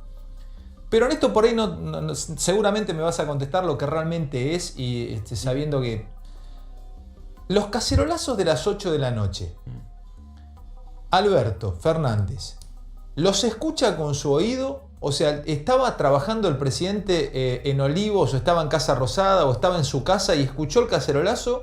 ¿O viste esa atmósfera de poder que te cierra todo? Estás en otra cosa, con 43 asistentes, estás laburando y al otro día te dicen, che, mirá que el cacerolazo fue fuerte. Contame cómo lo vivió él a estos últimos 2 o 3 cacerolazos. ¿Y qué idea tiene? Si es armado por la oposición, fogoneado por algunos medios, o realmente te dijo, che, Leandro, fue picante, estuvo bravo. Todos somos conscientes que hay un hartazgo en la sociedad que viene desde hace mucho tiempo y que obviamente el confinamiento, la cuarentena y algunas operaciones montadas también para dar la sensación de que el Ejecutivo quería liberar a los violados, genera un malestar. Pero no es unicausal esto, o sea, es multicausal. De hecho, yo te voy a decir una cosa, antes del quilombo del COVID, Alberto en su gira a Francia hizo un llamado de atención hacia las democracias en América Latina, poniendo el caso de Chile. Cuando fue al Collège de France, creo que fue a dar una conferencia, y dijo, guarda que la democracia en América Latina es frágil. Ojo, que hay un hartazgo generalizado como consecuencia de la pobreza y la desigualdad. la desigualdad genera un nivel de resentimiento en la sociedad que provoca... ¿Te acordás que hasta ahí nos olvidamos lo que pasaba en Chile? Sí. Bueno, prendían fuego todo. ¿Y por qué prendían fuego todo? Porque resulta que vos te quebrabas una pata y tenías que poco más que hipotecar tu casa si es que ya no la tenías hipotecada para que te atiendan en el hospital público. Entonces, obviamente que nosotros venimos bien... Yo, de hecho, lo charlo mucho con él este tema, que hay una franja de la sociedad... Porque también los cacerolazos es la expresión del descontento, creo, de toda la sociedad, pero se concentra más por ahí en los sectores medios altos. Sí, pero yo creo que hay votante de Alberto Fernández, sí, que mucho cacerolea votante también, de yo Alberto también Fernández, que este tema lo movilizó. Pero a mí me parece, pero es cierto. ¿Le llegó esto a él? Pero para los últimos 2 o 3. Esto es más preocupante, que son los sectores medios bajos. Los que están hinchados las pelotas con la inseguridad. Porque son las principales víctimas de la inseguridad. Son los la que forma de no tienen manifestarse. seguridad privada, no tienen alarma Yo creo en que la esto el casa. sistema político no lo ve. Y obviamente los medios de comunicación tampoco. El laburante pobre. No, sí, pero sí lo vemos, Leandro, sí lo vemos. Nosotros cuando hablamos de los temas de inseguridad, yo te puedo asegurar que la mayoría de la gente que se manifiesta no es la clase media de las grandes ciudades. No, sé, pero vos... Es el tipo que se toma el colectivo a las 5 de la para, mañana. él está pasando, está transitando por un despojo de su lugar. Pero digo, hay dos formas de expresar el descontento. Está claro que... Primero, si tu pregunta es, ¿Alberto Fernández toma nota de esto? Obvio. ¿Le llegó o no le llegó? Sí, por supuesto. ¿Le llegó por ustedes o le llegó por su...? Hizo declaraciones... pero a él, que ¿lo escuchó él? Que sí, no sé si lo escuchó en Olivo, porque el Olivo es gigante, pero estoy seguro, digamos, más allá de que si lo escucha o no lo escucha, a ver, nadie llega a presidente siendo Gil. Está claro que el tipo tiene sensores, además esa es mi función también, ¿eh? Yo más que ser, digamos, un asesor del gobierno, digamos, le dijiste, yo trato de llevar... Ojo Alberto, porque acá hay enojo en serio con esto. ¿Sabes? Pero a ver, el enojo no se debe solamente a esto. Yo te quería hacer un matiz para tratar de irle por otro lado y no caer en el lugar común de decir la gente no quiere más impunidad. Yo sé que... me voy a poner el cassette un minuto. La gente no quiere más impunidad, la gente no quiere a los delincuentes que estén en la que estén en la calle, la gente no quiere estar encerrada en su casa y sentir que los violadores están libres. Todas estas cosas, obviamente, pero a ver, hasta de manera científica la tiene medida un gobierno. ¿Vale? Está claro, dale. Porque se mide, tenés instrumentos, vos sabés perfectamente el humor social. Sí, dale, sí. Este es un problema, y está hablando todo el mundo de este tema, porque este sector social, cada vez que hace algo, se visibiliza. Ahora, por ejemplo, sectores medios bajos y sectores bajos, que también están mal, hay votantes nuestros, pero también hay votantes del PRO, digamos, ¿no? Tienen menos capacidad para hacer llegar sus demandas a la agenda pública de lo que tienen los sectores medios, dentro de los cuales estoy yo como clase social, digamos. O sea, no es un planteo, digamos, de diferenciación clasista por la negativa, simplemente es un llamado de atención, que lo que pasó en Chile tuvo una característica, fue que nadie se lo vio venir. Y a mí lo que me parece es que hay tensiones en la sociedad, en América Latina se ve mucho, que son profundas, que generan mucha bronca, mucho resentimiento, que ni los medios de comunicación, ni la política, ni la academia las interpreta. Y de la mañana a la noche pasa algo. A ver si te sigo. Vos lo que estás intentando también decirnos y reflexionar sobre lo que vos hablás con el presidente, que después de la cuarentena y el confinamiento, que es muy oportuno también, porque no es lo mismo las cacerolas en los balcones, que a lo mejor si hubiera habido una movilización popular enorme, yendo al Congreso, a la Plaza de Mayo, donde fuese, puede haber una situación de zozobra social producto de la crisis económica que se va a profundizar, del descontento por temas que movilicen como de los delincuentes, y que el presidente tiene que estar muy atento a lo que dejó Chile como antecedente, que ahora quedó eclipsado por un confinamiento prácticamente global, y que puede ser que las calles estén otra vez movilizadas, incluso por sectores de los propios votantes. Mira, en términos de Laclau, vamos a provocar un poco. Laclau es un pensador que todo el mundo menciona, casi nadie lee,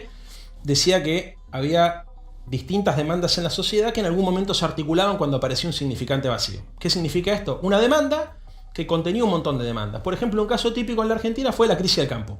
Había mucha gente que fue a criticar contra el gobierno kirchnerista en su momento y nunca había visto un poroto de soja en su vida, ni sabía lo que era un tractor. 2008, punto de quiebre. Pero ponía en esa demanda un montón, digamos, de otras demandas, ¿no es cierto? Muy bien. Esto pasa todo el tiempo. Todo el tiempo pasa. Hay demandas en la sociedad todo el tiempo, pero en algún momento esas demandas se enganchan, se construye una cadena equivalencial, como se dice, y aparece un momento populista, que es un momento de irrupción de la sociedad, que puede ser de izquierda o de derecha, aparece como momento de irrupción y generan cambios bruscos en los regímenes políticos. Por ejemplo, fue lo que pasó con Bolsonaro en Brasil. A mí lo que me preocupa, a ver, para plantearlo en términos de pirámide social, los sectores más bajos estructurados tienen contención. El pobre de verdad, hay un circuito, digamos, que contiene al pobre de verdad. los movimientos sociales, la iglesia, los movimientos evangélicos, el Estado, está. El rico está contenido. Porque el rico está contenido y pues tenés un sector también un poquito más arriba, que es el que está contenido por el movimiento obrero, las paritarias. Y el clase media. El que está en el medio, digamos, que es el votante que fluctúa, que es el que define la elección en la Argentina, es el votante que, por ejemplo, en algún momento te votó el kirchnerismo, pero te lo votó a Macri. Sí, les hizo ganar la elección a Alberto. Yo siempre le digo a Sergio, es el votante de Massa, por ejemplo, hay mucho votante de Massa ahí. Tiene con la política una relación muy ambigua. O sea, en general desconfía de todos los políticos y se expresa poco, pero cuando se expresa genera un hecho que es disruptivo. Exactamente. Sí. Es lo que a mí me preocupa.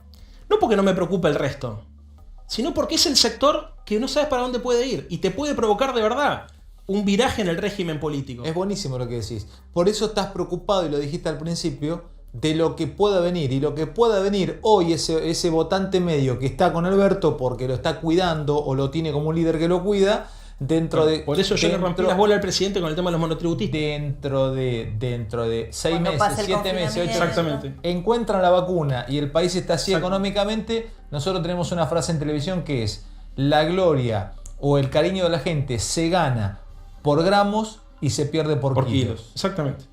A ver, ¿es un problema de la democracia en América Latina? Claro. O sea, no es un problema nuestro, o sea, es un problema que con el que Alberto tiene que batallar, como hubiese tenido que batallar cualquier presidente. Entonces, lo que digo es, ojo, porque en estos momentos de crisis, a veces los cambios no son progresivos, son regresivos. Y se puede dar el reverdecer de una suerte de ideología más totalitaria y menos liberal en el buen sentido de la palabra. A mí me preocupa. Me preocupa porque además en cada disputa nosotros estamos disputando el significado de la condición humana. Por ejemplo, alrededor de la discusión de la libertad de los presos, que para mí parece una locura, ya lo aviso, me pronuncié públicamente. Por eso Massa salió con lo de las excarcelaciones rápidamente. Bueno, primero porque era lo que cree y su posición, te está yendo, lo charlamos otro día, pero... No, está todo bien, pero iba a tirar un tema que por ahí era... Hay digamos, primero es la posición histórica de Sergio, digamos. En segundo lugar, para mí hizo lo correcto, porque además hoy el jefe de gabinete lo salió a respaldar también. O sea, está claro que una cosa es descomprimir a la superpoblación y otra cosa es mandar a un violador a vivir a la casa de su víctima. Es una locura eso. Pero atrás de esa discusión se abrió una discusión sobre qué modelo de sociedad queremos tener y sobre la condición humana. Por ejemplo, el preso, que tiene que estar preso y cumplir su condena, ¿tiene derechos o no tiene ningún derecho? No, yo creo que todos coinciden en que los tienen, no, pero no todos coinciden. No por sobre el resto de la sociedad. No, por supuesto que no, pero no todos coinciden, porque hay mucha gente que te dice, si el bombero muere en cumplimiento de su deber, ¿por qué no muere un preso en cumplimiento de su condena? Por ejemplo, y eso parece el sentido común. Y eso anida una concepción egoísta, clasista, de la peor calaña, digamos, eso es odio. Entonces, yo creo que el preso tiene que cumplir su condena, y además creo que la sociedad tiene que producir mecanismos, no solamente para la resocialización, sino para que el clima de convivencia esté sostenido sobre la solidaridad y sobre el amor, no sobre el miedo, el resentimiento. Eso, para cerrar lo que dice Leandro, las víctimas y la familia de las víctimas, que no quieren venganza, quieren justicia. Y eso es lo Matías Bañato, que es mi amigo, se la pasa diciendo eso por todos lados. Sos muy amable, Leandro. Interesante tu charla. Y citaste a Laclau, yo no lo pude entender en la facultad. Me imagino, dijiste una vez. No, ni ninguna manera. Entendí Zizek, pero no Laclau. Por eso, y yo, la verdad, lo del significante no lo entendí nunca. Zizek no vale la pena. Sí, vale. Deja. ¿Cómo andas, Juli? Bien, ¿y vos? ¿Todo bien? Buenas noches. Placer verte. Igualmente. Bueno, somos el primer programa periodístico que va a dar buenas noticias económicas. Tratemos. ¿Qué decís? No sé. Domingo a la noche. A mí me dijeron, Juli viene a darte buenas noticias económicas. Tratemos de darle buenas noticias económicas a la gente. Pero lo interesante es que hay huevitos con sorpresa ante cada anuncio que vas a hacer. ¿Te gustó eso? Me gustó mucho. Me lo vendió muy bien Gerardo y también Iván. Comenzamos. Bien. ¿Qué podemos hacer para conseguir descuentos de aquellos servicios que pagamos todos los meses y que probablemente tengamos débito automático? Bueno, ¿qué tienen en cuenta las empresas? Esta es una placa solamente para que resumamos cuáles son los puntos. La antigüedad del usuario, por ejemplo, vamos a agarrar cualquier servicio. Seguro del auto. La mayoría, eso te gustó. No, si tengo suponete 15 años de antigüedad en el seguro, puedo pelearlo de manera diferente si tengo un año. Muy bien, esa es la lógica. Si llevo 10 años con una empresa de internet y de teléfono, tenés más chances de si lo diste de alta el año pasado. La lógica es que la antigüedad siempre te da privilegio por sobre el que entró ayer. Dale. La frecuencia de pago, si no lo tenés con débito, es si vos pagás frecuentemente del 1 al 5, del 1 al 10, depende cuándo venza. Si lo haces, tenés chances de tener mejores beneficios a la hora de ir a pedirle algo a la empresa. Débito automático ni hablar, eso es como el plus extra que las empresas tienen en cuenta como usuario. No acumular deuda es no deberle, claramente. Y monto del costo del servicio es si vos sos un gran consumidor. Si vos le pagás todos los meses una suma importante a la suma básica. Bien. Bueno, estos son los 5 puntos que van a tener en cuenta las empresas. Dale. Vamos con los seguros del auto. Seguro del auto. Bonificaciones, y esto es responsabilidad civil. ¿Por qué? Porque leíste en los diarios qué pasó estos días. Se descontó 40% de la póliza del auto en la responsabilidad civil porque el auto no sale de su casa. Claro. Está guardado. Está guardado, no lo uso. ¿Qué dicen las compañías? Bueno, no tengo riesgo de que el auto tenga algún siniestro. Vamos a descontarle esa parte de la póliza. ¿Te hacen entre el 10 y el 40% hasta el fin del aislamiento? Esto es para aquellas, también, el mismo caso, a algunos usuarios que dicen, mira, yo estoy trabajando home office, no voy a ir no voy a usar el auto para ir al trabajo, no voy a ir a ningún lado, lo dejo en mi casa. Perfecto, vamos a ver cuál es tu póliza y ahí otra vez la placa anterior. Antigüedad, pago con débito y demás. 25% promedio de descuento sobre la póliza, esto es la póliza total. O sea, hoy te están haciendo 25% de descuento en póliza de seguros. Si vos lo pedís y logras este acuerdo, es 1 a 1, es una negociación entre Atención privados. Que ya vienen los huevitos con sorpresa, atención, banquen que por ahora son buenas noticias, ahora viene la otra parte. Alerito está tomando nota ahí atrás, dale. Bien, este 25% lo puede conseguir cualquier persona siempre y cuando demuestre que el auto no se mueve. Y este último es el dato de interés de toda esta semana. ¿Por qué? Porque es el seguro de garage, ¿sabes que existe? Es un seguro que solamente se aplica cuando el auto está guardado por un tiempo. Pero no te cubre la responsabilidad civil, solamente si el auto sufre un robo o si hay incendio en el edificio. Ah, mirá vos. Entonces, ¿por qué es muy demandado el seguro de garage? Porque es 1/3 de tu póliza. Si vos no lo vas a usar, ahí tenés una alternativa. Vamos con los teléfonos. Atentos con esto que empiezan los huevitos con sorpresa. 30% te están haciendo de descuento de promedio por 6 meses. Levantás el teléfono, hablas con el operador, decís qué tal. Mire, me voy a otra empresa si no me hacen un descuento. De promedio te clavan el 30% de descuento. No se vaya, Julieta, le vamos a descontar el 30%. Bueno, ¿por cuánto tiempo? Hasta 6 meses es posible que te hagan ese descuento. Si querés un descuento mayor, es probable que sea menos tiempo. Dale. Hay algo más importante antes de decir esto, que es, había habido un aumento ya comunicado a los usuarios. Y en este caso, esa comunicación se dio de baja en marzo, porque empezaba a correr a partir de marzo-abril, y hoy la estarían pagando todos los usuarios de telefonía. Eso se canceló. 2x1 es el minuto de línea en prepagas. ¿Quién usa prepagas? La población de la base de la pirámide, los más pobres, la gente que tiene menos recursos o que sabe que va a tener pesos para cargarle el teléfono en un momento determinado y después no. Sí. Bueno, la sorpresita en este caso es positiva. ¿Por qué? Porque todos esos teléfonos que hoy no se están moviendo porque la gente se queda en su casa, está usando el wifi de la casa o el wifi del vecino o el wifi de la zona. Entonces el minuto se multiplica. Porque no lo está gastando. Ah, perfecto. Pero hay otro dato con eso, que si la persona sí necesita cargar la tarjeta prepaga para usar el teléfono, le puede dar a su familiar, a su amigo, a su persona de confianza, vale el 50% del precio. Sí. Y 40% más de demanda para reducir el valor del plan. Esto tiene que ver con que el 40% de las personas que utilizan telefonía celular demandaron una reducción. ¿Y cuál es la sorpresita? ¿Reciben menor prestación? ¿Por qué? Porque si yo tengo un paquete que me incluye tantos minutos libres, tengo muchos datos, tengo mensajes de texto, ya no se usan, pero en general te los dan gratis, te empiezan a reducir la capacidad que vos vas a tener como usuario. Entonces ahí está la persona que decide si rebaja el plan y mantiene la prestación y sigue pagando lo que pagaba. TV por cable, esto está más comoditizado, está más estándar. ¿Por qué? Porque no hay mucha alternativa para jugar. Te están dando el 30% de promedio en servicio digital básico. Claro. 15% de bonificaciones sobre servicios premium. O sea, si tenés el servicio, tenés todo. Servicio premium. ¿Y la sorpresita qué es? ¿Por qué? Porque vos, cuando pagás el básico, siempre sobre el básico pagás otros canales, pack de fútbol, antes estaba el bonifican el pack de fútbol para que vos lo mantengas, aunque no tengas televisación en vivo, fútbol. Pero no te dan de baja como usuario. El día de mañana aparece alguna televisación en el mundo de algo que vos quieras ver y lo vas a tener habilitado en minutos. La sorpresita en este caso es que si vos pedís una bonificación, probablemente te quiten alguno de los paquetes de canales o alguno de los canales dentro de los paquetes. O sea, me dan una bonificación, pero me terminan sacando ese canal que te pone películas bélicas o estrenos de Hollywood en tal lugar, el de Fox tal. Listo, perfecto. Bien. Internet también pasa la misma lógica con el televisión por cable. En este caso, los descuentos van entre el 15 y el 40. Muchos servicios de internet en el interior son de cooperativas. En esos casos los descuentos son menores porque las cooperativas tienen muchos empleados, hay que pagar los sueldos.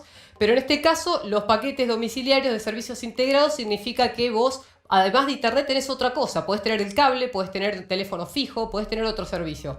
Bueno, cuando vos pedís el descuento, la sorpresa es que alguno de esos servicios te los quitan o te los desagregan o te los separan del plan original. Dale, ¿queda algo más? Creo que... No, esto es todo. Bueno, sorpresas... Hay de todo. Pero eran buenas noticias, Juli. Tengo más, lo que pasa es que había que seleccionar algunos y traerlos. Me gustó, muy buena. Te felicito, Juli. Siempre interesante lo que nos traes. Gracias. Para cuando sentís los ojos cansados o tenés los ojos rojos o secos, Coltix. Si lees mucho, si te aliste toda la noche, si trabajás frente a la computadora, mira. Cualquiera sea el motivo, Coltix, la línea más completa de lubricantes y colirios para ojos secos e irritados. Coltix, ojos frescos siempre. Ojos rojos, secos, cualquiera sea el motivo, solucionalo con Coltix, la línea más completa de descongestivos y lubricantes oculares. Coltix, ojos frescos siempre. Bien, estamos con Diego Velar, ya habíamos anunciado que es muy interesante poder escuchar tu punto de vista, ex embajador argentino en China, conoce muchísimo de esa cultura y de esa sociedad política, pero quiero empezar un poco muy a lo fantino, mira, con este dato que por ahí te interese. Yo pensaba qué significa China hoy, ¿no? Porque en Estados Unidos, en plena campaña electoral, hoy parece haber 3 temas de campaña. Uno es el coronavirus, naturalmente, otro la economía y otro es China. La campaña de Trump lo que hace es poner a China como el malo de la película y al candidato opositor demócrata como un pro-chino, como si eso fuese algo desdoroso. Pero se basan en algunos datos erróneos, fake news, y en otros datos de la realidad que existieron. Por ejemplo, Trump suele contar que la histórica visita que hizo Richard Nixon a Beijing, allá por el 72, si no me equivoco, fue el comienzo, según él, en ese momento China no tenía ninguna preponderancia, digamos, en el mundo global, que a expensas de los Estados Unidos, China comenzó a crecer hasta convertirse en eso que para hoy él ve como un monstruo, ¿no es cierto? Entonces, ¿qué es China para el mundo hoy? ¿El proveedor de medicinas? Porque hoy realmente el mundo entero se provee de medicinas y de insumos de China. ¿O un país que tiene un vínculo con los animales, una cultura ancestral que pone en riesgo al resto de los países en este mundo global? Bueno, en principio es el socio principal de 130 países del mundo. Y es la locomotora comercial del mundo, sin lugar a dudas. O sea, tiene una centralidad, y para aquellos que pensábamos o que piensan que China es algo lejano y exótico y por eso no podía llegar el coronavirus, no es ni lejano ni exótico, es un país muy cercano, inclusive nuestro, porque es fundamental para nuestras exportaciones como para la de todos nuestros vecinos, pero en estas 130 países que tienen como principal socio a China, el número 1 es Estados Unidos, Alemania, Brasil. Es decir, ¿qué es ser socio? Socio son las mayores exportaciones, es el número de exportaciones, eso te da la sociedad está dada porque es el mercado al cual más le vendés, pero al mismo tiempo es un gran financista de proyectos de infraestructura muy importantes en todo el mundo y es un gran inversor. O sea, lo que dice Débora, me tomo lo que dice Débora, que fue brillante su presentación. Trump discute en voz alta, pero por abajo negocia. No, más bien, lo que están haciendo es una gran negociación. Ya venía una gran negociación de economías que están totalmente imbricadas. La interrelación entre Estados Unidos, por ejemplo, el 40% de las reservas en el Banco Central chino son bonos del Tesoro norteamericanos. Explícamelo más fácil eso, ¿qué sería? Son títulos de deuda americana, están depositados, están en las reservas chinas, sobre los 3.2 trillones de dólares de reservas chinas, el 40% son dólares norteamericanos, son títulos americanos. ¿Esto qué significa? Que la interrelación es tan estrecha sobre las 500 empresas Forbes, son las empresas más grandes del mundo, unas 350 son norteamericanas. Todas ellas, salvo alguna anécdota menor, están instaladas y produciendo en China, para el resto del mundo y en particular para los Estados Unidos. Pero China provee de insumos médicos en este momento a Estados Unidos. A Estados Unidos y al resto, muchos de los países. Sin lugar a dudas, es un productor central de productos sensibles industriales de altísima calidad. Esta historia de que China producía cosas baratas, todo tipo de industria de corto plazo, eso desapareció. Hoy es una potencia industrial de enorme calidad. En el último año se patentaron más invenciones propias. ¿Cuánto viviste allá en China? 4 años. ¿En dónde? En Beijing, pero recorriendo. Mi último viaje oficial fue el 28 y 29 de noviembre a Wuhan. ¿Cuánto conocías antes China? Sí, yo tenía 10 años de relación anterior intensa porque tomé la decisión. Yo había sido embajador en Estados Unidos, en la Unión Europea, o sea, había en Brasil. Yo fui a China y estuve casi 2 meses, no, un poquito menos, 50 días en 1996 en una gira que hizo Boca con Maradona. Fuimos a China, un grupo de periodistas, estuvimos año 96. Otra China. En Beijing y en Chengdu. Era otra China. Pero ya nos empezamos a encontrar con una China que empezaba a abrirse y una China, claro, nosotros estudiamos en el colegio secundario, en la facultad de la China de Mao, y nos encontrábamos con una China totalmente diferente, no podíamos entender las construcciones que había. Ahora sí me sorprendía porque lo recorríamos con Maradona, fuimos a la ciudad prohibida de Maradona, no se pudo bajar por la cantidad de chinos que se le arrojaron encima, Diego. Nos sorprendían, por ejemplo, digo, y ahí ya sigo con economía, las costumbres, que ahora voy el tema de las comidas, pero les voy a contar esta imagen que no me puedo sacar de la cabeza. Nosotros habíamos estado en el Hotel Sofitel Ambassador en Beijing. Maradona estaba en la suite 115. Y desde la 112 a la habitación 90 eran 8 habitaciones de cada lado del pasillo con policía militar china. O sea, no fue todo el tiempo, nos sentimos, tanto el plantel de Boca como los periodistas, como que no podíamos hacer nada sin que el Estado chino no nos estuviese viendo. Estábamos comiendo, iba todo el plantel de Boca, comíamos acá, algunos deben estar viendo el plantel de Boca, estábamos comiendo acá, levantamos la cabeza, había 5 policías y 6 militares que no comían y nos miraban a los ojos mientras nosotros comíamos. Mi pregunta es, ¿cambió eso en China o hay alta presencia de control del Estado del Partido Comunista Chino en la gente en el día a día? Primero te voy a describir lo que vos mismo estás viviendo desde otra perspectiva. Maradona era la figura, yo diría, externa más conocida de China, en China en ese momento. Cuando fue Menem en visita de Estado 92, 93, en la noticia del diario de Beijing decía: llega el presidente del país de Maradona. Esa era la primera plana.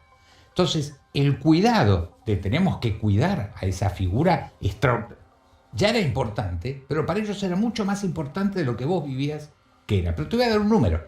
Nosotros tenemos 45 millones de habitantes y tenemos 500.000 policías en todo el país. China tiene 1.400 millones de habitantes y tiene 2 millones de policías. Muchísimo menos que nosotros. ¿Está claro? ¿Y cómo controlan? No, porque hay un dato de un orden cultural. China es una sociedad vertical, no es una dictadura. El sistema, así como nosotros distribuimos democracias y dictaduras en nuestro debate al día de hoy, cotidiano en el mundo occidental, ellos es orden o caos. Orden o caos. Lo que ellos llaman la armonía no es flower power, que estemos todos caminando por el campo, deshojando margaritas. Nosotros tenemos una idea de la armonía. No. La armonía es cómo funciona la verticalidad. ¿Tiene algo que ver con su historia confuciana? Pero por supuesto viene de ahí. Lo que pasa es que ellos han unificado su historia de 5.000 años con el pedacito de historia del Partido Comunista desde el año 1950. O sea, 70 años es un pedacito de 5.000 años de historia, donde este principio de verticalidad ha existido siempre. Claro, lo que pasa es que hay mucha diversidad. Yo estuve, por ejemplo, en Beijing y en Shanghai. Yo estuve en el año 2004. En aquel entonces, por ejemplo, en Shanghai vos tenías todo absolutamente bilingüe, en Beijing no, tenías que tener traductor para todo. Eso también implica cierto control, porque vos realmente no sabés lo que te están diciendo, comunicando, si el intérprete es el que te traduce lo que está sucediendo. Ahora, también hay algo de lo cultural, de la relación del pueblo chino con la comida y con el manejo de los animales, que me parece que va a tener que cambiar, digamos. Vivimos en un mundo global de fronteras abiertas.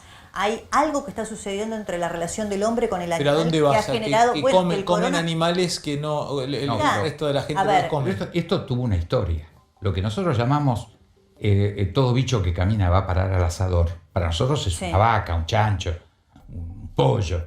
Para ellos, por siglos, para completar el menú de un tazón de arroz, la proteína era un murciélago, una rata, una víbora, una rana.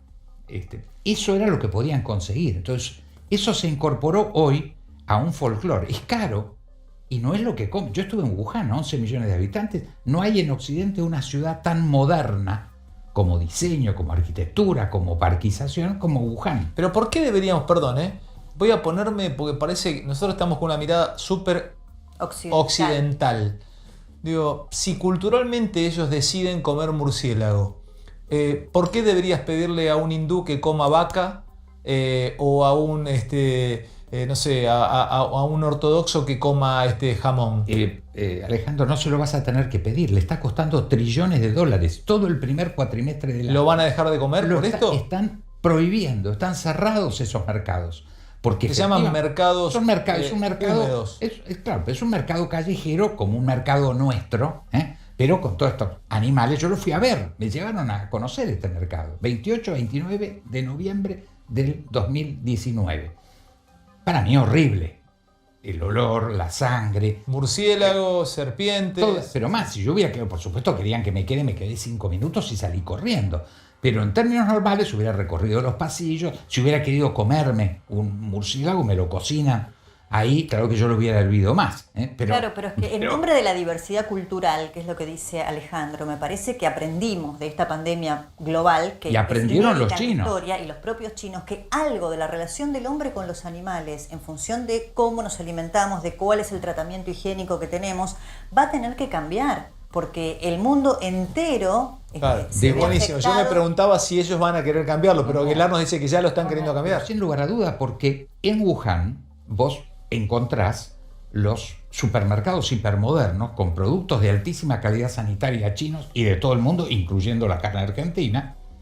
Y por lo tanto, hoy no es sustancial, era un recuerdo del pasado, transformado en folclore.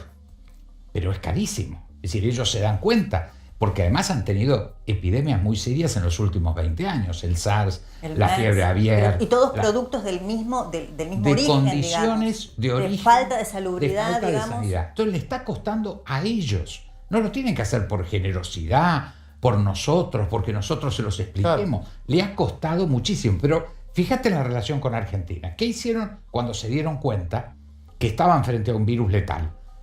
Cerraron totalmente en una cuarentena muy severa y la sostuvieron 4 meses. 4 meses con la gente sin salir de sus casas. En la zona estrictamente de Hubei, que es la provincia capital de Wuhan, eso 60 millones, pero prácticamente completo en el resto. Esa es una ciudad que se dedica, es de estudiante, ¿no? Hay de todo, es una economía. Hubei es un estado en el centro muy importante que tiene industria, tiene agricultura, tiene de todo. Pero lo importante en esto, y esto tiene que ver con nosotros hemos sido muy exitosos en 40 y pico, serán 50 días de cuarentena. Ahora, la estrategia de cuarentena, para llevarla en serio, la teníamos que llevar 4 meses. Yo creo que eso no es viable, no es una cuestión que está en discusión. No lo podemos. ¿Ellos le hicieron 4 meses? 4 meses. Quiere decir que nosotros estamos no condenados, tenemos que aceptar lo que yo llamo la estrategia cuerpo a cuerpo. O sea, no podemos seguir con la estrategia, fue muy bueno porque nos dio esta base que indudablemente partimos de un número de muertos y de... Lo que pasa es que ahí, Débora, perdón, Diego, es hasta dónde es cierto lo que nos dicen. Porque vos te pones a ver, yo lo leo acá en Occidente, no tengo la chance de leer, no leo chino. Y no sé si podría acceder, leo el China Times o leo algún diario, pero no occidentalizado.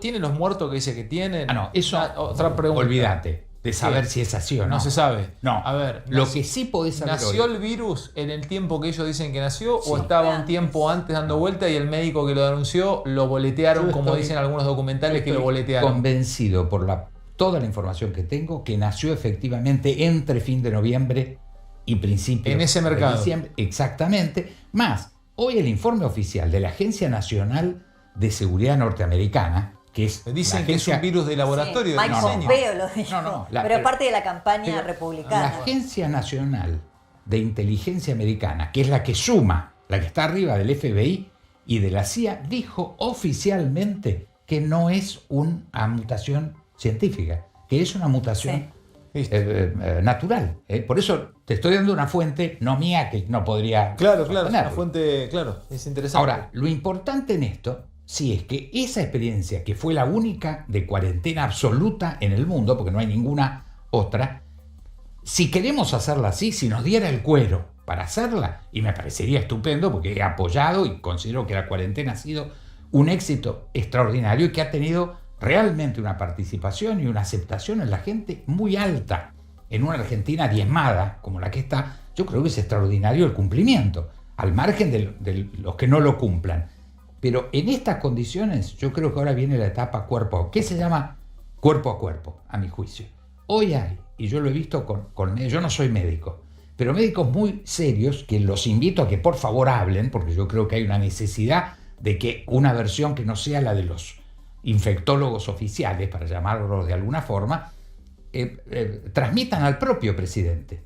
Esto que indica que abajo de 50 años el índice de mortalidad es 0,5% sobre los infectados, es decir, es muy baja.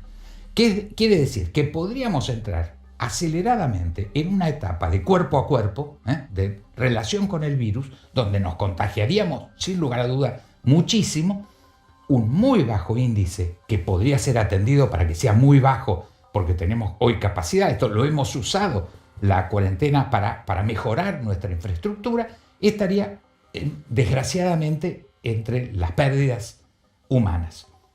Una sola limitación para la población de menos de 50 años, que no vivan con gente de más de 65. Pero yo creo que esa es la etapa que el gobierno, no individualmente, yo creo que esto es muy grave, que la gente lo haga espontáneamente, lo que se llama la desobediencia. Se lo pide a los médicos que puedan romper el silencio. Los no oficiales. ¿Con qué seguimos, Debbie? Vamos a seguir, le agradecemos a Diego. Gracias, Muchísimas Diego. gracias, Diego Velar. Un placer realmente. Gracias. Un gusto estar acá. Gracias, Pilar. Con Marcelo López Macía, tiene una historia muy particular. Terrible esta historia, te la contamos, digo, es un taxista que se dedica a llevar... El gobierno, yo no sabía, te digo, el gobierno porteño había hecho una convocatoria para aquellos que voluntariamente quisieran hacer traslados de pacientes contagiados con sintomatología, acondicionaron los vehículos para que no se contagien, y están trasladando pacientes con sintomatología y Marcelo López Macía... sabe que lo traslada. Sí. Y saben que la persona que se está subiendo a su vehículo es una persona con coronavirus y ya con síntomas, es decir, altamente contagiosa.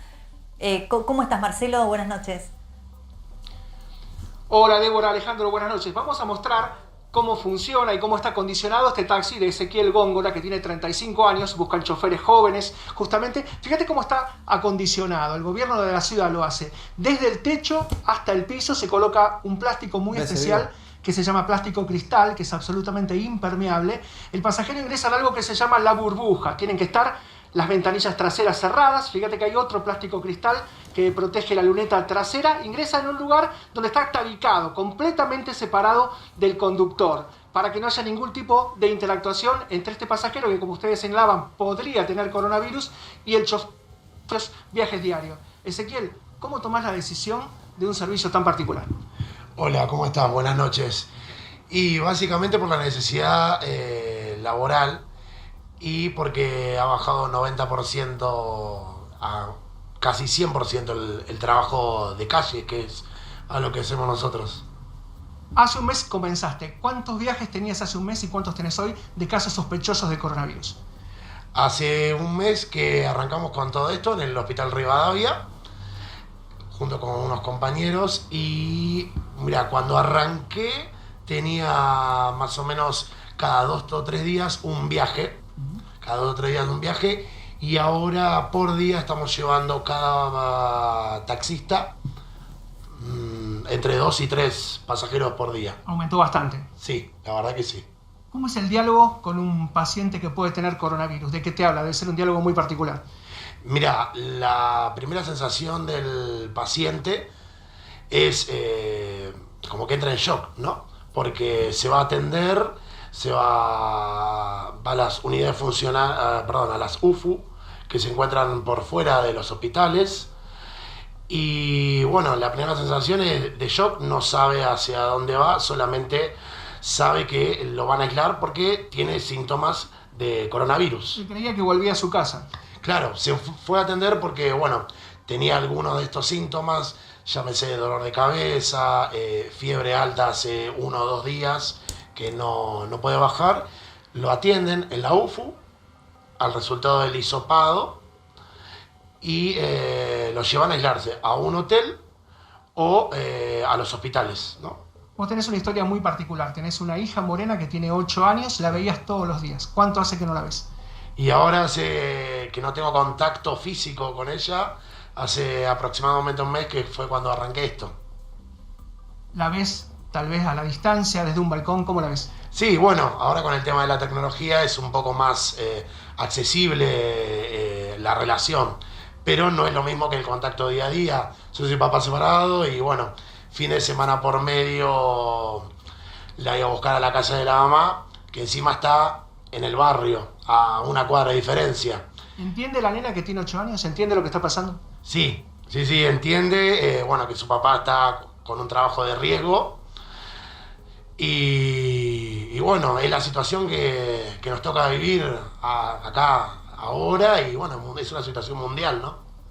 Nos escucha Ezequiel, Débora, Ale. Bueno, Ezequiel, buenas noches, qué gusto conocerte. Bueno, imagino lo difícil, ¿no? Para vos, de un día al otro decidir hacer este trabajo y la distancia con tu familia, imagino por preservarlos a ellos, con tu hija particularmente. ¿Qué fue lo que te motivó a aceptar este desafío, este trabajo tan particular, no?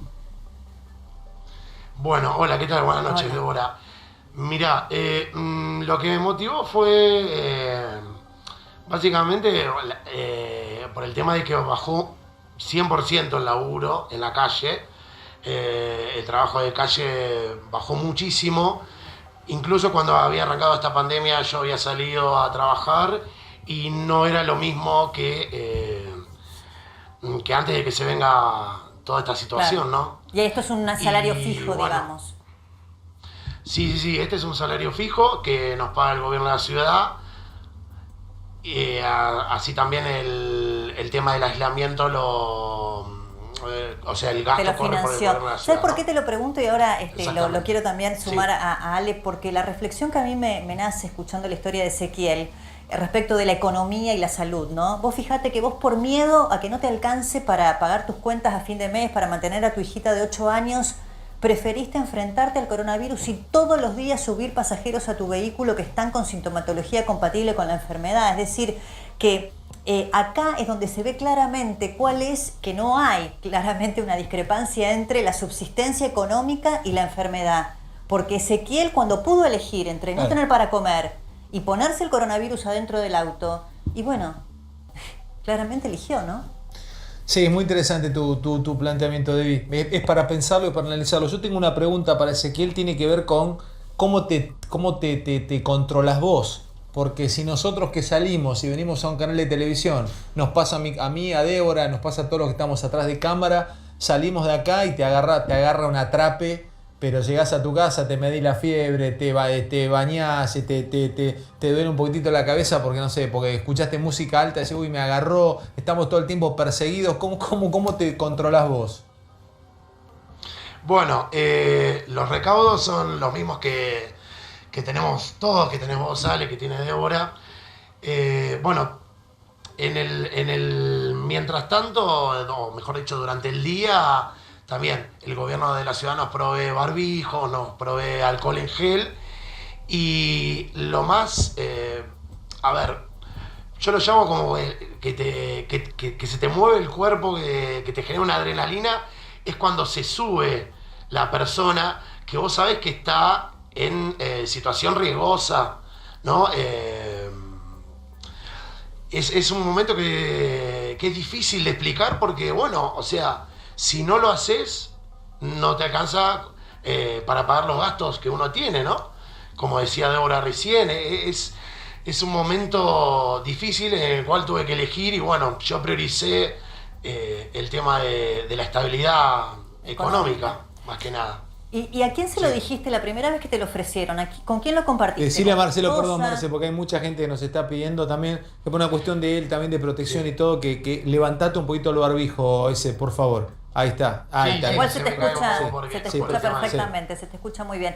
Cuando te ofrecieron esta posibilidad, ¿con quién lo compartiste primero? ¿Fue una decisión tuya? ¿Se lo dijiste, no sé si vivís con tu pareja? ¿Cómo lo decidiste? ¿Qué te dijeron en tu entorno? Mira, cuando me llamaron del gobierno de la ciudad, fue un sábado a la noche y bueno, me sorprendió porque yo había mandado el mail sin ninguna expectativa, porque la inscripción fue a través de la aplicación de Vea Taxi, y había mandado el mail con mis datos, porque la verdad daba el perfil que ellos pedían para trabajar.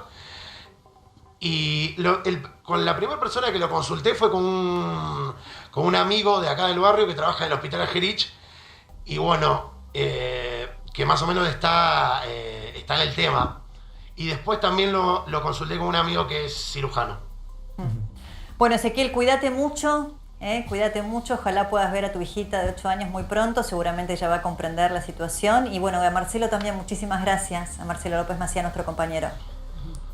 Bueno, muchas gracias. Chao, gracias. Buenas noches. Yo pensaba, ¿no? Esta historia para mí es emblemática.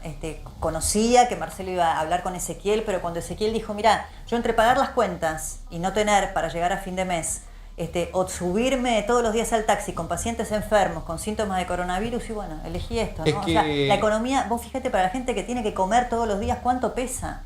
Pero Débora, por algo Santoro, yo me quedé todavía recalculando con la nota que nos dio Santoro, Es una nota que para mí va a rebotar en muchos ámbitos, porque creo que lo que trajo él acá es que lo empezó a sentir el entorno del presidente. Hay muchos que empiezan a sentir que que en algún momento van a tener que aparecer protocolos de trabajo, de cómo salir de casa, bien cuidándonos. Por supuesto, hoy estamos todos de acuerdo y a favor, y soy yo el principal, levanto la mano con el que apoya a esta cuarentena. Pero Débora, es cierto, esto se va a poner muy difícil económicamente hablando. Sí, el propio presidente reconoció que podrían aumentar 10 o 15 puntos la pobreza. Hoy tenemos ya 16 millones de personas, 16 millones de argentinos que están bajo la línea de pobreza, de modo que lo que viene después es muy complejo en el tejido social, cómo se va a manifestar eso en las calles en el día a día. Por eso me parece que la voz de Ezequiel, que es un pibe que maneja un taxi y que entre no tener para llegar a fin de mes o un trabajo de riesgo con pacientes con síntomas de coronavirus todos los días en su auto, dijo, bueno, poneme la gente encima, pero dame para comer. Sí, creo que eso se replica en todos los que están en este momento haciendo el programa acá, incluso en vos,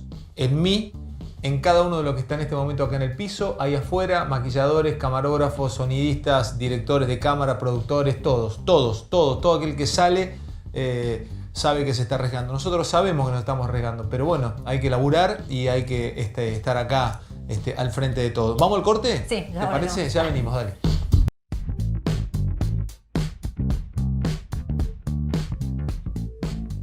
Débora, 40 segundos para irnos después de un programa que tuvo de todo, 2 horas palo y palo. Sí, me queda lo que decía Leandro Santoro, ¿no? Respecto de la preocupación que hay realmente en el gobierno por ver cómo coordinar el tema económico de aquí para adelante, ¿no? ¿Nos vemos el domingo que viene? Sí, claro, 10 de la noche. Y mañana en Intratables, y quien les habla en Fantino a la tarde a las 4 de la tarde. Y vos a las 9:15, con Doman, que está en un gran momento. Sí, claro. Pasen a lindo, descansen, chao, Debbie. Chao, chao. Nos vemos.